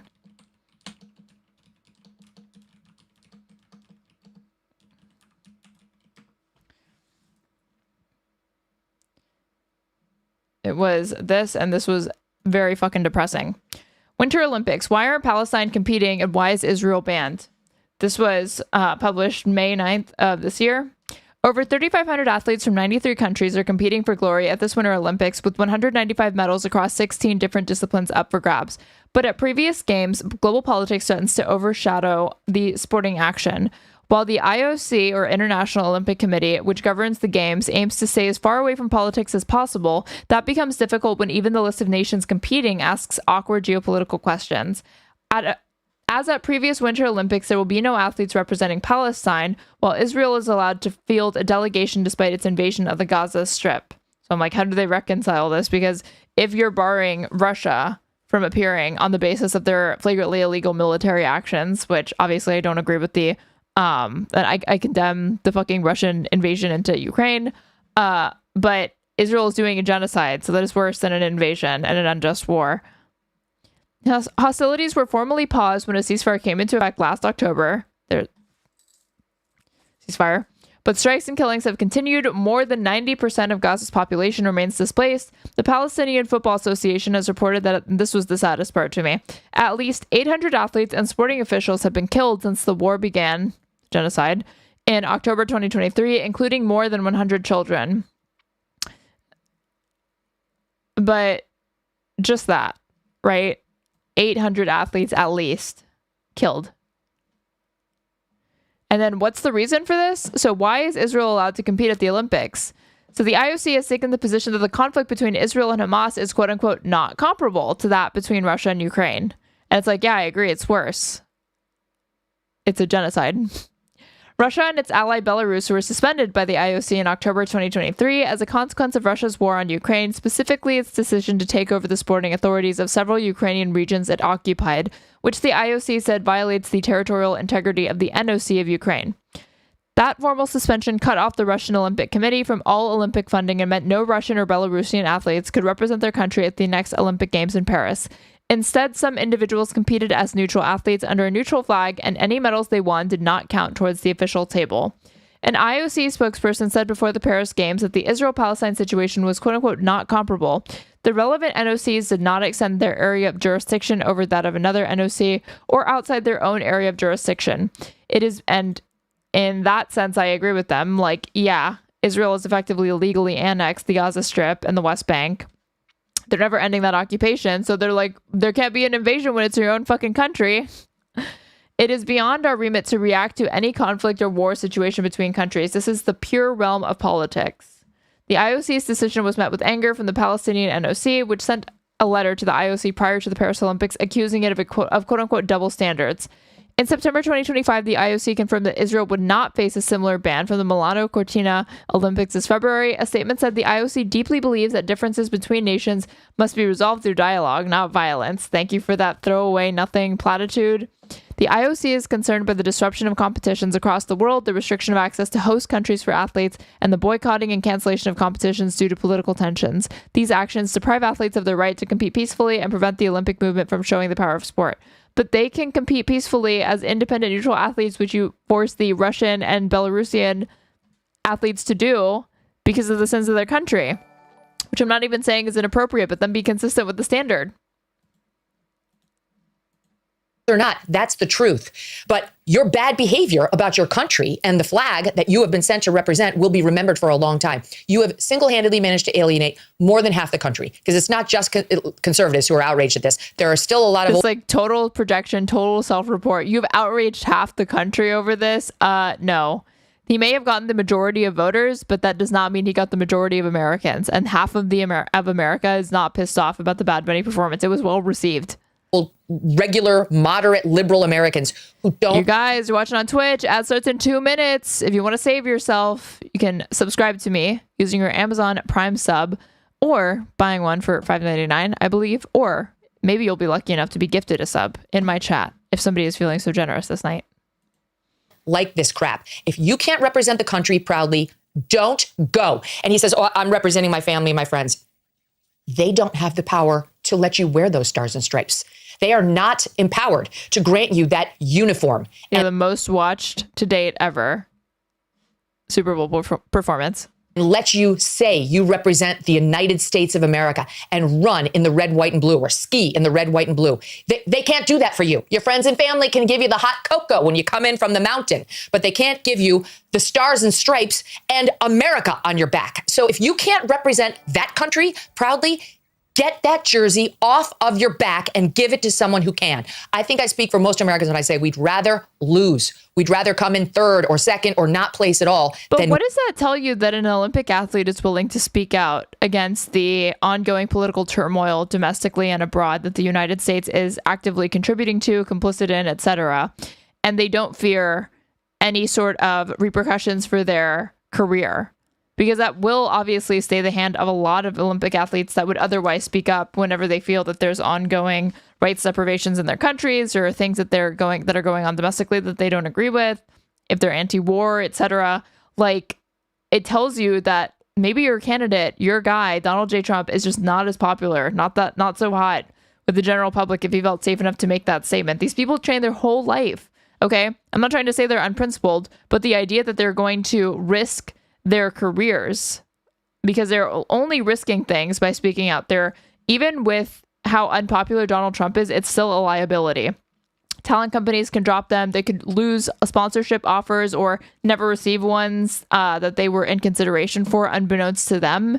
But what does it tell you that he feels comfortable enough to even do that and not face professional ramifications? That means that, again, global attitudes against Trump, all-time low. Then domestically, you see the same thing. I'm not saying it's not entirely, it almost is inherently controversial, but you can't say it's just Trump derangement syndrome. Win with the guy who can't stand the country he's doing it on behalf of. Today's show is sponsored by Oxford Natural, makers of... Halftime show was good, but it was clear pandering to the Hispanic community during all the ICE stuff that's going on. Even if I grant that, so what? What do you think is going on anytime they hire any artist for that performance ever? Would you say just because they had Kendrick Lamar rapping last year that's pandering to the black community because he happens to be black? Or when they got Maroon 5 and Justin Timberlake, who do you think they're pandering to? Bunch of white people. It's the same shit. with the code Piers. The reality is people like artists like Bad Bunny, Justin Timberlake, Maroon 5, they pick people that have broad, wide appeal, household names and artists with huge songs and discographies. They're not picking controversial people. Let me ask you a difficult question one of my team asked me, because I kind of agree with you. And one of my team said, okay, but what would you feel if someone from the Russian team or the Chinese team suddenly spoke out against their governments? We'd be praising the shit out of them. We say the same thing, or would we actually... She's already outlined the double standard here by saying that Kid Rock is A-okay to perform, but not, and is like a fucking American icon, but not Bad Bunny, even though he's American. It's an interesting question. Well, I don't think we'd have to debate it because they'd be dead before the beginning of their heat. I mean, China does not tolerate that, and really Russia doesn't either. It's only America that, of course, that's the bitter irony. Like, you know, there's an ice skater, Piers, some no-name loser, who got out there and ripped on America too because she's pansexual. No one even knows what the hell that is. It's fake, made-up bullshit. So she gets out there to say, like, oh, I'm queer, I'm pansexual, and it's been a really tough. Talking about the alt girl, I'm trying to think of her name, like Annie Lou or something like that. I can't think of her name. Time for people in the LGBTQ community lately. Really? What gay rights have you not enjoyed as an American citizen? Nothing. It's a lie. She's first of all trying to glom onto what's happening in the trans community, which the LGB people have broken up with, but she hasn't gotten the memo because there's complete parity and equal rights for all gay people in America. It's just wish casting on her part. There's an issue over trans people because that's a whole different kettle of fish. And even our Supreme Court has. Cerebral Palsy Biker 7571, thank you so much for the $10 super sticker. I really, really appreciate that. Really adorable Shiba Inu that is laughing, rolling around, screaming, crying, throwing up. We all love it. We love to see it. Has recognized that as of late. In any event, she's trying to glom on because she loves victimhood. So she's tried to raise it as a fake issue because that's just what she wants to do. Do you think you could do that in Russia? You think you could even speak out? Will anybody from a country where they criminalize gay rights speak up? No, they won't. And as an American, I have no problem with that. There's a time and a place. You should speak up for it when you can. When you're in your country, if you want to fight for freedom of speech, you want to fight for civil rights, go for it. I have no problem with it, except if you do it, and especially at the Super Bowl, then I'm going to criticize you for it constantly, but I don't really have a problem with it. This is literally, I'm getting flashbacks. I'm getting PTSD flashbacks to the debate that we just watched. Me on Tim Pool with that lady saying, I'm not saying she's immoral. I'm just saying her duties are out of line, and I'm basically all but condemning her. If you can. The beauty of being in America is you can burn our flag. You can stand on the sidewalks. I love protest. I would be fine with the anti-ICE protesters if they would just behave like normal humans instead of biting off the fingers of the ICE. Like normal humans. Again, these people have just so casually dehumanized immigrants and anybody who stands with them so much that it's just so clear in their like natural vernacular and how it comes off that's how they view them. Some other. Did I get bits? Oh, Eddie Bombay, thank you so much for the 100 bits. Did the stunts get possessed by the ghost of Rush Limbaugh? Hey, possession's not a joke. That's a scary business. And for those of you that don't know what I'm referencing, after that salon.com article or something resurfaced, you guys, it's like almost 4 a.m. Cut me some slack, okay? Resurfaced saying that like we hired an Etsy witch to like hex Charlie Kirk. She was like, that's serious. That's not a joke. That's voodoo. Agents. That's Emily from Breaking Points. Yeah, but Megyn Kelly did it as well. Hold on.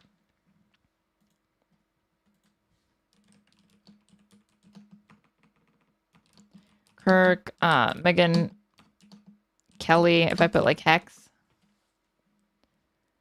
Yeah, Charlie Kirk curse. This was completely Apple, serious. Spotify, YouTube. These days, she said yes. The next day, Point USA is Etsy. Yes, Etsy. I wasn't even sure where to go with it. Okay. Awesome. So this was 4 months ago. This has 377,000 views. Megyn Kelly begins the show by talking about the outrageous Jezebel. It was Jezebel, not Salon. Article describing how they placed a curse on Charlie Kirk, published days before his assassination. Disney wants to put him back on the air. We're in charge of our affiliate programming, and we're not airing him. So it's just gotten very interesting, and that is where we're going to kick it off in about, just a few minutes with Mark Halpern, who's standing by. But first, I have a sort of out of left field story to bring to you, and then I want to start with it. I've been wrestling with whether to bring you this story. for a few days now. I've been wrestling because I find it so vile wrestling, off and odd. I wasn't even sure where to go with it. But I decided that I had to do it because the groups who did this deserve public censure. I learned when I was out in Arizona last week that 2 weeks before Charlie Kirk was assassinated, the far-left website Jezebel declared that it had a mission to cast bad luck or a curse on Charlie. They wanted to hurt him in some way. Like, she falls into every single bullshit, like, culture war trap that just makes the right look insane and, like, a fucking, again, whiny SJW snowflakes. Kairos Rap, thank you so much for the 100 bits. Kudos for the debate with the Heritage Foundation lady. Thank you so much. I don't really think of it as a debate with her so much as a debate with Andrew Wilson and her and I occasionally having a back and forth, but I appreciate it. They declared, quote, if the far-right misogynist with a bad haircut wants to villainize independent women, Jezebel is more than happy to be the hag of his nightmares. And they went on to the website Etsy. And I could not believe Jezebel retracted the article. Yes, Etsy. Or like apologized for it. They removed it or something. To, quote, cast a curse on him. Yes, this is actually a thing.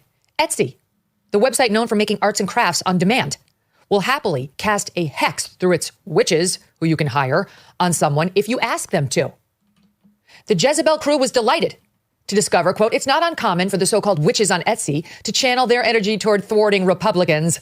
There's even a subreddit. She's a person of faith kind of follows you up. To casting nightly hexes on Trump. Jezebel decided Charlie... Oh no, like to be genuinely scared of this is like so funny if it were... it would be funnier if it weren't like, again, fucking depressing. This is Emily from Breaking Point's doing the same shit and she's not kidding either.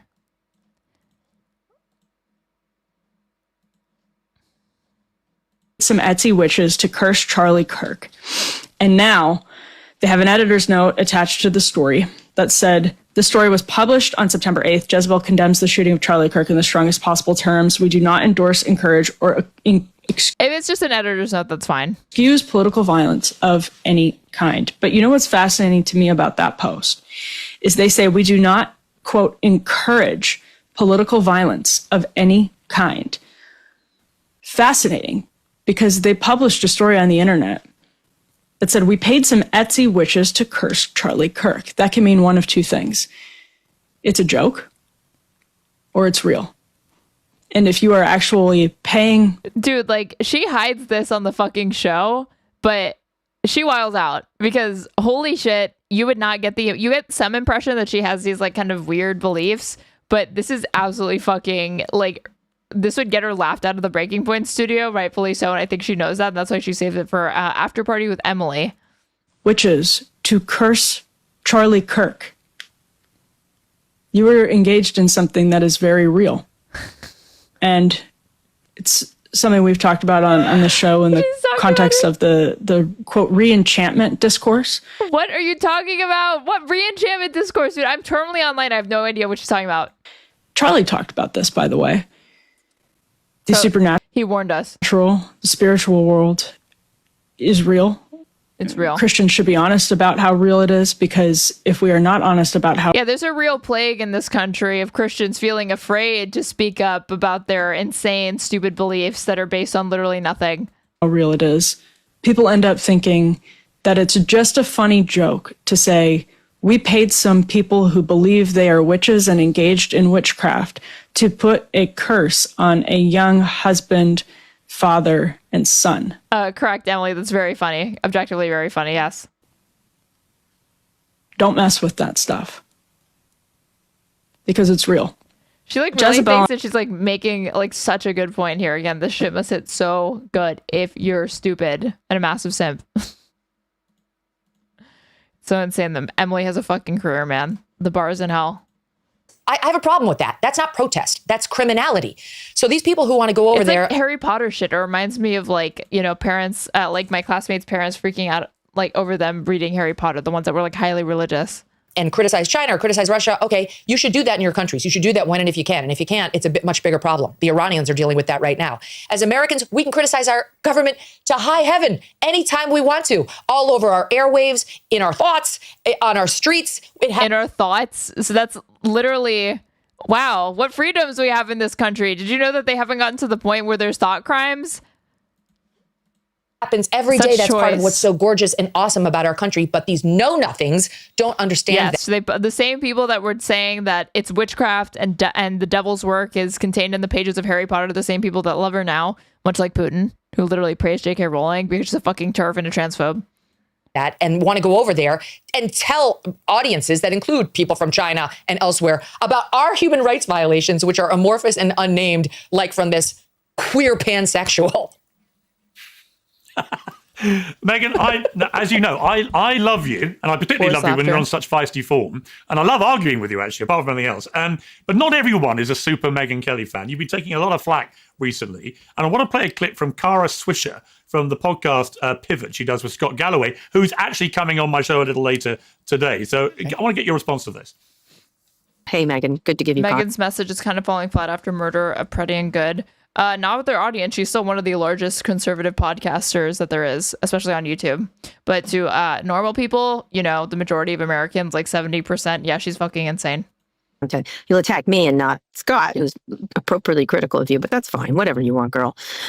Next up, Bill. I've been on Megyn's show. Have you been on her show? No, of course not. Why would I? Why would I soil I don't get myself? it, though. I think she's very talented. She has turned into something else. Scott, you're not paying attention. No, I would argue over the last few years, Megyn has gone very, very...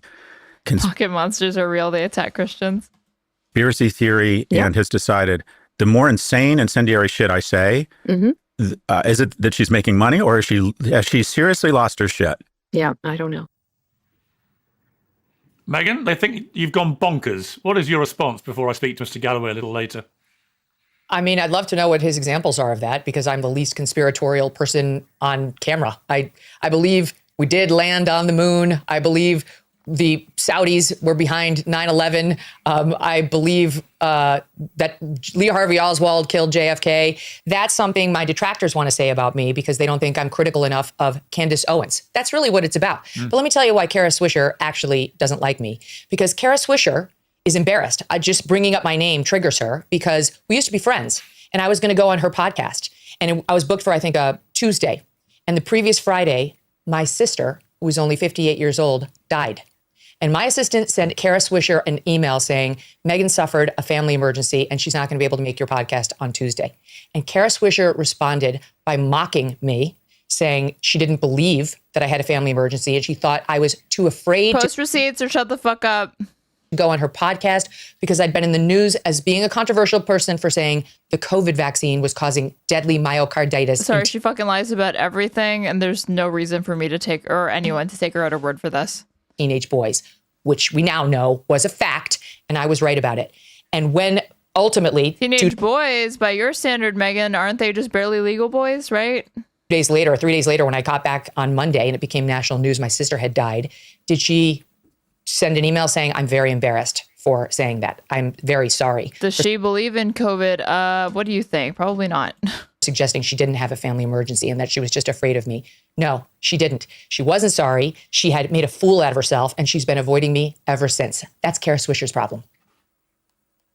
And just on Candace Owens, you've been very supportive of her, not critical, even though she, I would argue, and I have to her face. Yeah, because Megyn is at least savvy in that respect and can see the writing on the walls, and that more and more people are going to come to embrace Candace Owens type reactionary tendencies. And is it like, I don't know how, I feel like Candace Owens is actually closer to the front of the funnel that radicalizes people down these far right content pipelines.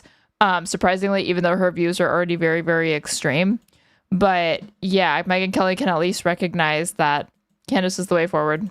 Had her on the show. Well, I get on well with Candace, but some of the stuff she's been doing in relation to Erica Kirk, Brigitte Macron, and others, I do think is really regrettable, kind of conspiracy theory nonsense just for clicks and money.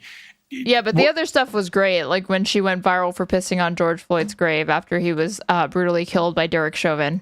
Why would you hesitate before criticizing her over stuff like that? I've criticized Candace. Or when she defended Kanye West. That was awesome. Many times. You're saying like white lives matter and that black lives matter is racist or something? Years. We've had many public fights over the years. But isn't it interesting that you will, quote, platform Candace? She hasn't been on my show in several years, but I get all the hard time. Why am I getting that? You're the one, quote, platforming Candace Owens. She and I don't have that kind of relationship. If he has 4.34 million, I mean, aren't they like relatively the same size? I wouldn't even be surprised if Candace Owens' thing is bigger. Candace is he's not even platforming her. I mean, she is making fun of that idea, but like he can't because she has 5.79 million subs and she gets way more views than him consistently. 9 hours ago and she got 1.2 million views. 4 days ago, 3.2 million views. This woman was literally saying Charlie Kirk is a time traveler. Like, I'm looking at that and I'm thinking like, I mean, get this woman in a writer's room and off YouTube. But also like, okay, we're done here. Like okay, he's a time traveler. Okay, Candace, got it. But views are better than ever, baby. Ka-ching. Candace took a Nothing bunch like profiting off your late friend's death. Of crap because she was very anti-Israel in the Gaza war. And it became it was, Megyn. Thing where you had to say she was terrible in her positioning. And then after Charlie died, she started questioning whether Israel had any role in it. And that's when they really tried to amp up the pressure on me to condemn her.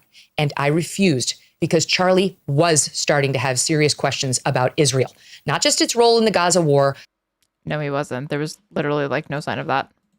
But its influence on he just wrote a fawning letter to Bibi Netanyahu in Israel, literally writing a book that talks about him observing the Sabbath, even though he's like a fucking Protestant evangelical Christian.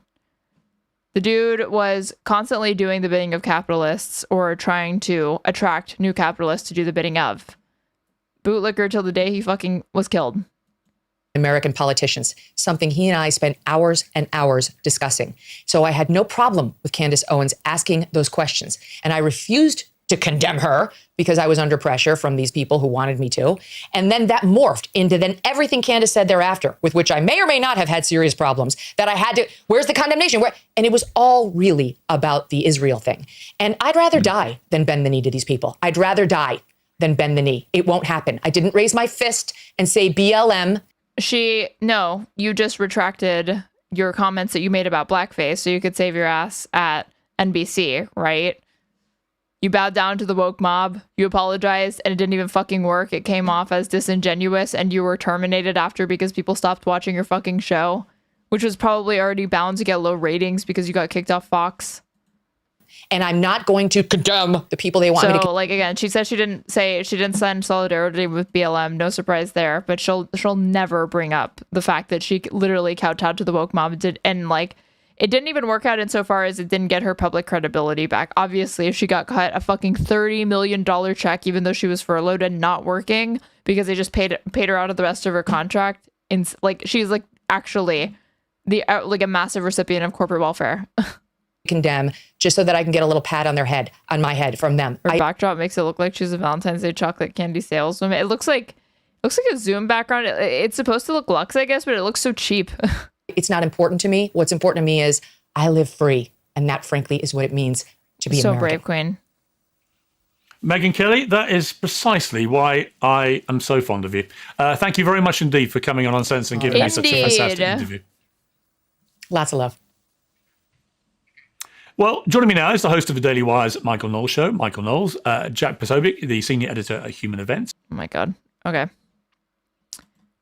If you're watching on Twitch and you haven't followed me yet, please go ahead and do so. If you're watching on YouTube, subscribe to me, hit the like button, check out my past VODs. They're housed on my YouTube channel, and they're timestamped. That way you can skip around, view the segments that you want with ease. If you want to support me, you can follow the donation links pinned to my Twitch chat or my YouTube description box. Best way to support me is through the Streamlabs link because they only take a measly little 2% as opposed to YouTube, who takes like 30%. But I still appreciate all super chats, all super stickers. If you send one to me, I will read it out for you. Because I'm just that magnanimous, even though I'm ungrounded in my ethical worldview or non-existent one, according to Andrew Wilson. Okay. If you want to subscribe to me on Twitch, that would also be really appreciated. You'll get access to an ad-free experience as well as cute emotes. If you want to gift subs throughout the chat, help spread the love, that would also be really cool. If you want to, if you're, really in the mood, but you don't have money to spend and you've already spent it, Amazon Prime sub, always there. If you're watching on YouTube, you guys, you're going to be headed to Kid Not Kin. He's been streaming again. Really great to see it. If you're watching on Twitch, you're going to be headed to Redolent Thought. Okay. It's 4 a.m. I'm tired as hell. Thank you for spending the night with me. Sorry for the shorter stream. I will be back tomorrow. Don't know what time, but it's definitely going to be earlier. Okay. So don't know what we're covering, but maybe we'll finish this train wreck of a panel. Sure to be. I guess we'll find out. So thanks for spending your night with me. Have a good one, guys. Bye.